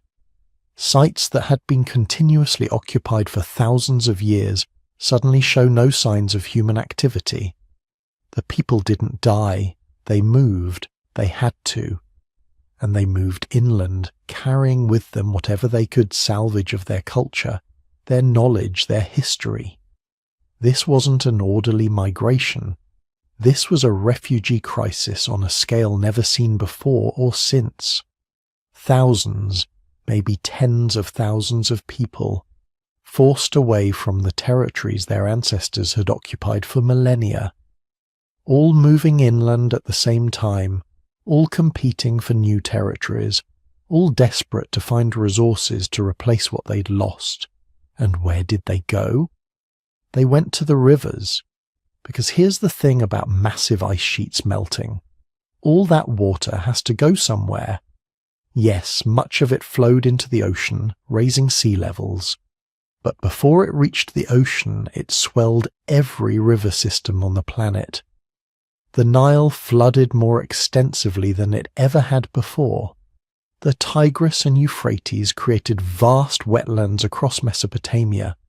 The Indus became a massive, life-giving artery flowing through what had been marginal territory. These river valleys became magnets for displaced populations. People who had lived on now-drowned coastlines found themselves concentrating in these fertile inland regions, and when you take populations that had been spread thinly across vast coastal plains and force them into narrow river valleys, something remarkable happens. Population density increases dramatically. Resources become contested. The old nomadic lifestyle, moving seasonally to follow game and wild plant harvest, becomes impossible. There are simply too many people in too small an area. Competition intensifies for every fishing spot, every hunting ground, every stand of wild grain. Under these conditions, innovation isn't just advantageous, it's essential for survival. This is where agriculture was born. Not because someone had a brilliant idea one day, not because humans suddenly became smart enough to figure out farming, but because displaced coastal populations, concentrated in river valleys by rising sea levels, were forced to find new ways to feed themselves. The traditional hunter-gatherer toolkit that had worked for hundreds of thousands of years was failing. There were too many mouths to feed, and not enough territory to support nomadic lifestyles. The earliest evidence of deliberate plant cultivation appears around 11,000 to 10,000 years ago, right in the middle of the post-flood period, right when sea levels were rising fastest, right when coastal populations would have been under maximum pressure to relocate and adapt. The locations aren't random either. The Fertile Crescent, that arc of land stretching from the Nile Valley through the Levant into Mesopotamia, the Indus Valley in what's now Pakistan, the Yellow River Valley in China. These aren't just places where agriculture happened to develop. These are the exact locations where displaced coastal populations would have concentrated when sea levels rose. And here's what's fascinating. The transition to agriculture wasn't smooth or simple. The earliest farmers were actually less healthy than their hunter-gatherer ancestors. Skeletal remains show increased signs of malnutrition, disease, and dental problems. Agriculture required more work for less nutritional diversity. It tied people to specific locations, making them vulnerable to crop failures and resource depletion. So why did they do it? Because they had no choice. When you've got hundreds or thousands of people concentrated in a river valley, and the coastlines they used to live on are underwater, you can't just go back to hunting and gathering. The math doesn't work. The territory can't support that many people living off wild resources alone. You either figure out how to produce more food from less land, or you starve. Agriculture was a desperate innovation born from desperate circumstances. But it worked. Barely at first, but it worked. Wild grains that had been gathered seasonally were now deliberately planted. Animals that had been hunted were now corralled and bred selectively. Food storage became systematic, allowing populations to survive seasons when fresh resources were scarce.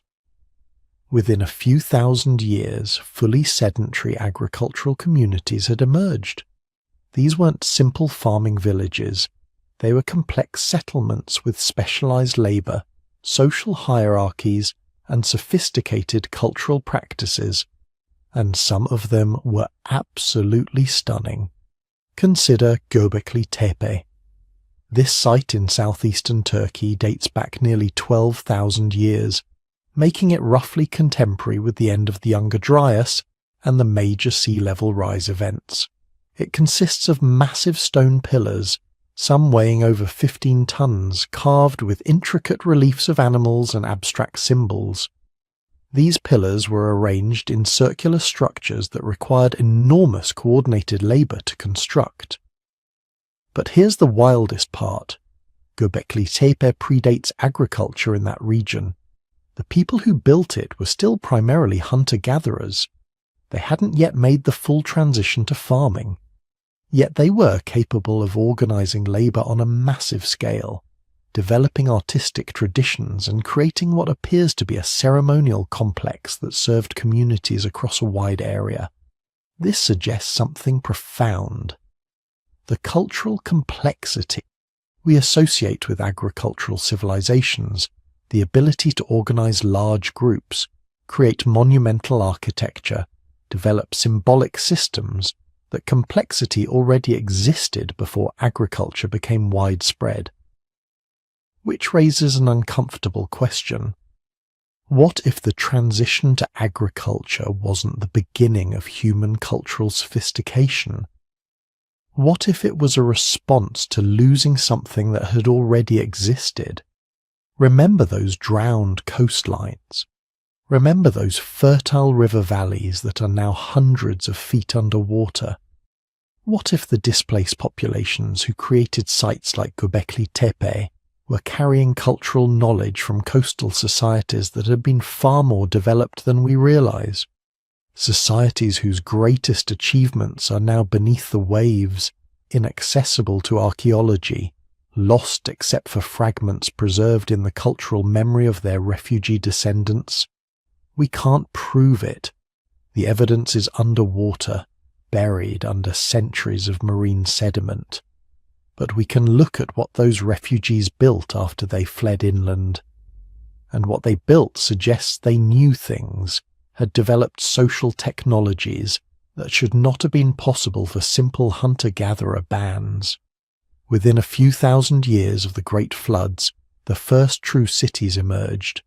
Jericho, possibly the oldest continuously inhabited city in the world, dates back nearly 11,000 years. Çatalhöyük in Turkey, with its dense urban layout and sophisticated art, emerged around 9,000 years ago. These weren't gradual developments. They appeared relatively suddenly in the archaeological record, as if someone had flipped a switch. The standard narrative says agriculture made cities possible by creating food surpluses. That's true, but it's not the whole story. Agriculture created the food surpluses, yes, but the social technologies needed to organize urban life, to manage disputes, coordinate labor, maintain complex trade networks, those had to come from somewhere. And they appeared almost immediately after displaced populations concentrated in river valleys. It's as if the social complexity needed for urban life had already been developed, as if it was being transferred, adapted, and rebuilt by people who remembered living in communities that the flood had destroyed. The genetic evidence supports this. Modern populations living in these early agricultural centers show genetic mixing patterns consistent with rapid population movements and concentration during the post-flood period. People weren't just migrating from random locations. They were coming from specific source populations, coastal populations, bringing their genes and their cultural knowledge inland. The foundation for everything that came after, for the first kingdoms and empires, for writing and mathematics, for organized religion and government, all of it was laid during this immediate post-flood period. Within 3,000 years of the Great Melt, humans went from scattered, hunter-gatherer bands to urban civilizations with monumental architecture, complex economies, and sophisticated symbolic systems. That's an evolutionary eye blink, It's too fast for gradual cultural evolution. Something accelerated the process. Something concentrated populations, intensified competition, and forced innovation at a pace never seen before in human history. That something was the flood, the drowning of the coasts, the displacement of populations who had to rebuild their world in the shadow of catastrophe. Every city that rose in Mesopotamia, every kingdom that emerged along the Nile, every agricultural civilization that developed in river valleys around the world, they were all built by the descendants of refugees. People whose ancestors had watched the ocean swallow their homes, their hunting grounds, their sacred places. People who carried memories of a world before the flood, a world that existed but could never be reclaimed. And maybe, just maybe, some of those coastal cultures that were lost beneath the waves had achieved levels of sophistication we can barely imagine. Maybe the rapid development of post-flood civilizations wasn't humans suddenly figuring everything out. Maybe it was humans desperately trying to rebuild what they'd lost.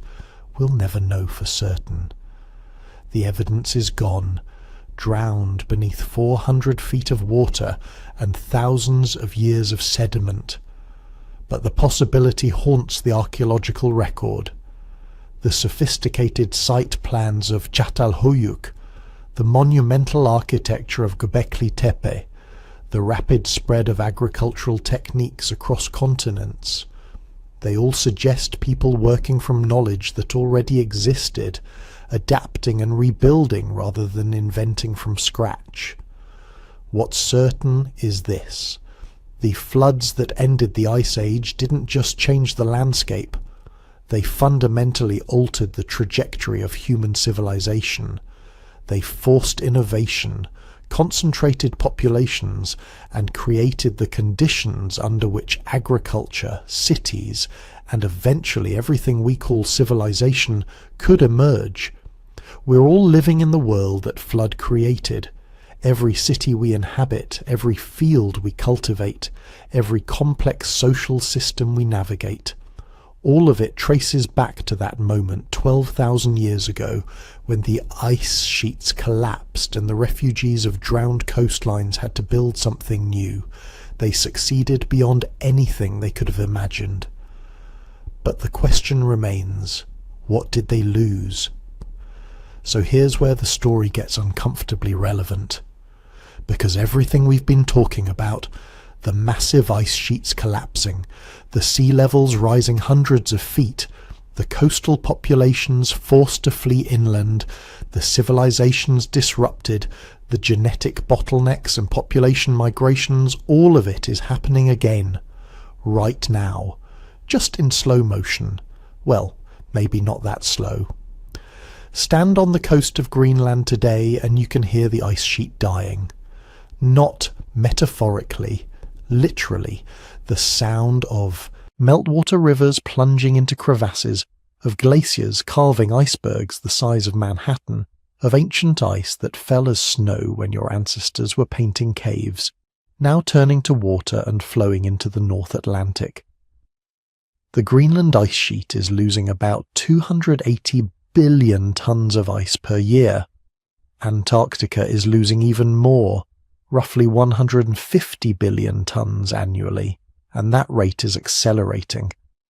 These aren't just statistics. These are the early warning signs of exactly the kind of ice sheet collapse that triggered the floods 12,000 years ago.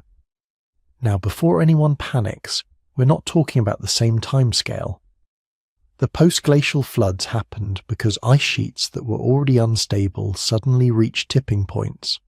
Our ice sheets are more stable, for now, and we're not living in a world that's just coming out of an ice age. But here's the thing that keeps climate scientists awake at night. Once ice sheet collapse begins, it can accelerate faster than anyone expects. The research into abrupt climate change events, the kind that happened during the Younger Dryas and the Great Melt, has revealed something deeply unsettling. Climate doesn't always change gradually. Sometimes it flips, like a switch. Decades of slow warming can suddenly trigger changes that happen in years, not centuries. Scientists call these tipping points, thresholds beyond which the climate system reorganizes itself into a new stable state, and we're playing a dangerous game trying to figure out where those thresholds are by pushing right up against them. Take the West Antarctic ice sheet. It's grounded below sea level, sitting on bedrock that slopes backward toward the continent's interior. Warm ocean water is already flowing underneath it, melting it from below. Some glaciologists think it's already past the point of no return, that even if we stopped all carbon emissions tomorrow, the West Antarctic ice sheet is going to collapse over the next few centuries. If that happens, sea levels rise about 10 feet. Globally. Permanently. 10 feet doesn't sound like much until you realize that about 40% of the world's population lives within 60 miles of a coast. Until you consider that nearly every major city in human history has been built on a coastline or navigable river. Until you think about Bangladesh, where tens of millions of people live just a few feet above sea level, or Miami or Jakarta or Shanghai or London. The ancient floods we've been discussing displaced maybe a few million people total, scattered in small communities around the world. A 10-foot sea level rise would displace hundreds of millions, maybe a billion, and unlike our ancestors, we can't just pack up and walk to higher ground. We've built trillions of dollars of infrastructure right at sea level, roads, airports, power plants, water treatment facilities, hospitals, all of it designed for a world where the ocean stays exactly where it is. But here's what really connects us to those ancient flood survivors. It's not just about the water, it's about the speed. The ice core data from Greenland shows that during the Younger Dryas, temperatures in the North Atlantic region could shift by 15 degrees Fahrenheit in a decade. Ocean currents that had flowed in one direction for thousands of years suddenly reversed. Rainfall patterns that entire ecosystems depended on changed within a generation. Our ancestors survived because they were mobile, because they lived in small groups that could relocate when conditions changed, because they didn't have complex supply chains and just-in-time delivery systems, and cities of 10 million people that all need food and water every single day. We've built a civilization that's incredibly sophisticated, but also incredibly fragile, optimized for stability, vulnerable to disruption, and we're seeing the disruptions starting. Not at the scale of 12,000 years ago, not yet, but follow the pattern.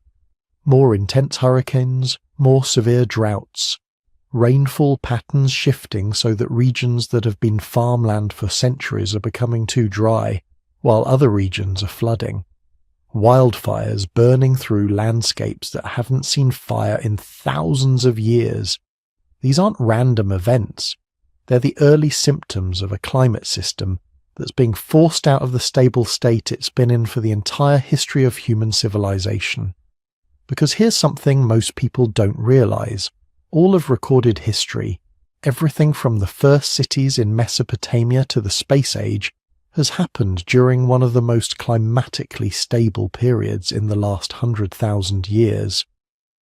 The Holocene, the geological epoch we've been living in, has been remarkably consistent. Sure, there have been droughts and cold snaps and warm periods, but nothing like the wild swings that characterize the Ice Age or the transitions into and out of it. We've built our entire civilization during this period of unusual stability. Our agriculture, our cities, our trade routes, all of it assumes that climate is basically constant, that the monsoons will come at the same time each year, that rivers will flow with predictable amounts of water, that growing seasons will stay roughly the same length. But the geological record shows that the stable Holocene climate is the exception, not the rule. For most of the last million years, Earth's climate has been variable, chaotic, prone to sudden shifts. We just happened to build our civilization during the one period when things calmed down, and now we're destabilizing it again.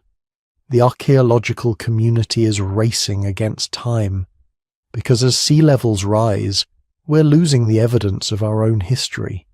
Sites that could tell us how our ancestors adapted to the floods, how they migrated, what technologies they developed to survive, they're being inundated, drowned, lost forever. Doggerland, that drowned landscape between Britain and Europe that was home to thousands of people before the floods, is being scoured by North Sea currents. Every year, more artifacts are destroyed. More sites are buried under sediment or eroded away. We're trying to map it, to recover what we can with underwater archaeology, but it's like trying to excavate Pompeii while it's actively being destroyed. The same thing is happening in the Persian Gulf, where the ancient coastline is now under hundreds of feet of water, in Southeast Asia, where entire river valleys that were home to Ice Age populations are now beneath the sea in the Americas, where sites that could tell us about the peopling of the New World are submerged offshore. We're losing our history just as we're starting to understand how important it is, because that history tells us something crucial. It tells us that humans are incredibly resilient but also incredibly vulnerable. The genetic evidence shows that we've been through population bottlenecks before, that we've survived climate disasters that killed 98% of our species. But it also shows the cost. Those bottlenecks left permanent marks on our genome, reduced our genetic diversity, created vulnerabilities that we still carry today. The survivors went on to repopulate the world, but they were changed, shaped by the trauma of near extinction. And those were small populations, a few thousand people, maybe a few 100,000 at most. We're 7.8 billion now. If we face a climate disruption on the scale of what happened 12,000 years ago, the absolute numbers of people affected would be unprecedented in human history. But there's another side to this story. Those ancient survivors weren't just victims. They were innovators, adapters, problem solvers.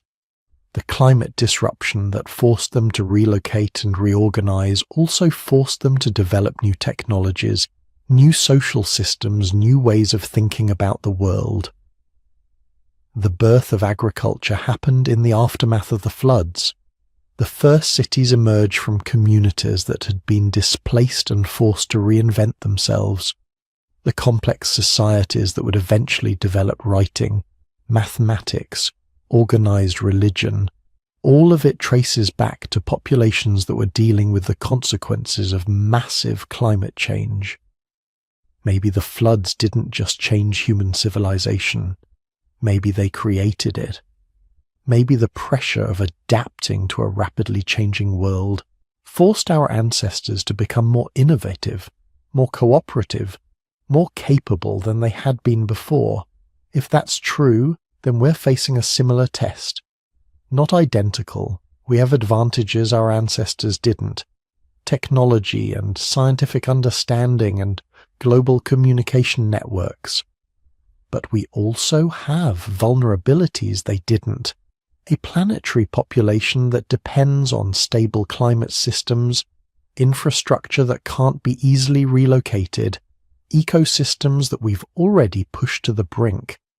The question is whether we'll respond with the same resilience and innovation that our ancestors showed, or whether we'll cling to systems and assumptions that no longer match the world we're living in. The geological and archaeological evidence is clear. Climate can change faster than civilizations can adapt. Coastlines that have been stable for thousands of years can be inundated in decades. Populations that have lived in one region for generations can be forced to migrate. It's happened before. It's happening now. And unless we take seriously the lessons encoded in ice cores and flood deposits and ancient myths, It's going to happen again. Our ancestors survived because they were willing to change, to move, to abandon old ways and develop new ones. They survived because they maintained networks of cooperation even under extreme stress. They survived because some of them, not all, but enough, were willing to adapt faster than the world was changing. We carry their genes. We inherited their adaptability. The question is whether we inherited their wisdom too. So here we are, at the end of a journey that took us back 12,000 years to witness one of the most dramatic transformations in Earth's history.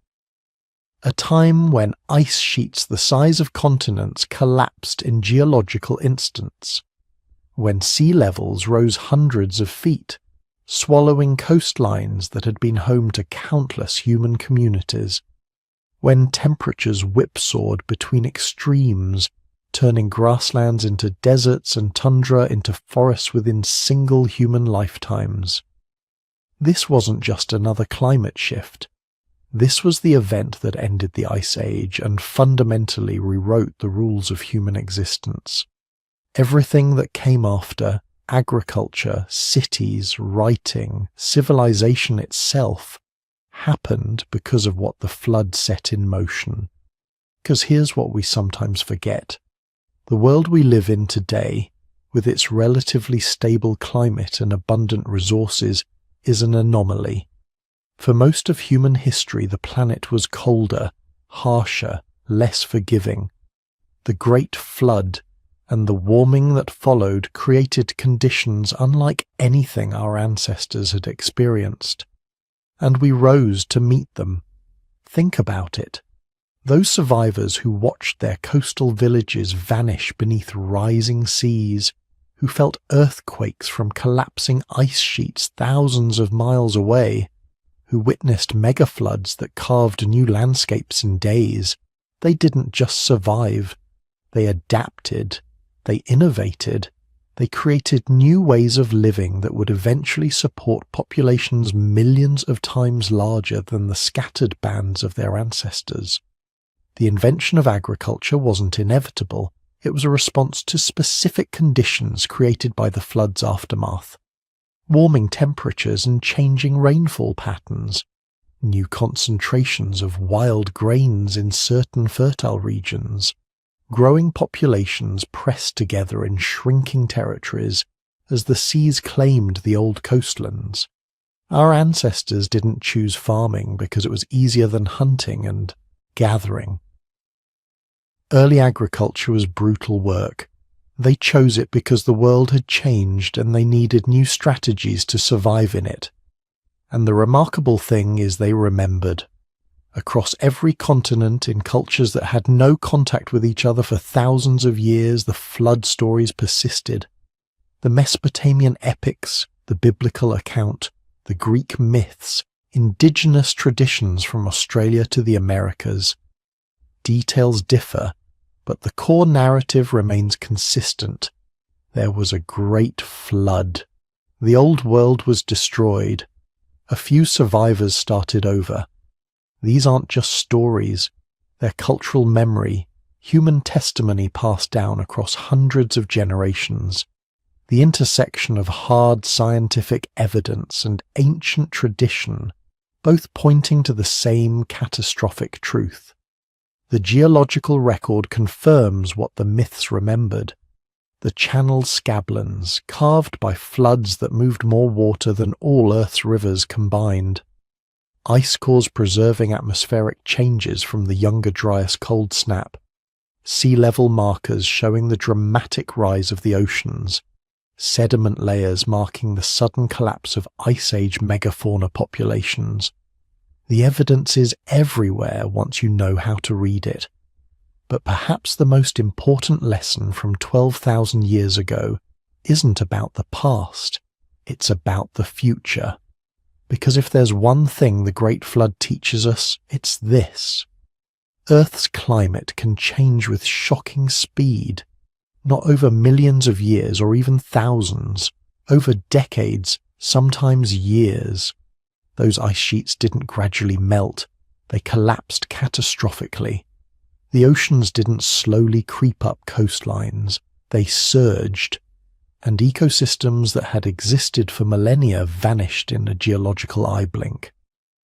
We live on a dynamic planet, one capable of dramatic transformations that can reshape the world within a human lifetime. Our ancestors survived that reality through adaptability, innovation, and cooperation. They developed new technologies, new social structures, new ways of understanding and managing their environment. In many ways, we're still living on the momentum of choices they made in response to catastrophe.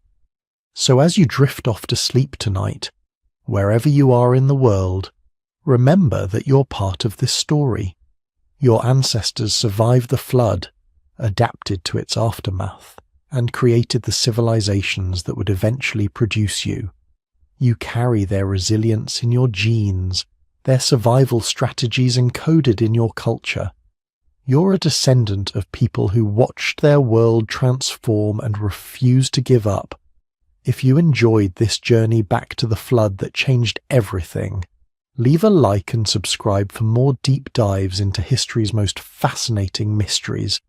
Drop a comment telling us where you're listening from. We love hearing from viewers around the world, and if you have questions about the flood, ancient civilizations, or anything we covered tonight, leave those in the comments too. We read them all. Now rest well. Let your mind wander through those ancient landscapes. Picture the ice sheets calving into warming seas, the grasslands spreading across former tundra, the first farmers planting seeds in the fertile soil left by receding floods. It's a story of catastrophe, yes, but also of hope, resilience, and the unstoppable human drive to adapt and thrive no matter what the world throws at us. Sleep peacefully, and we'll see you in the next one.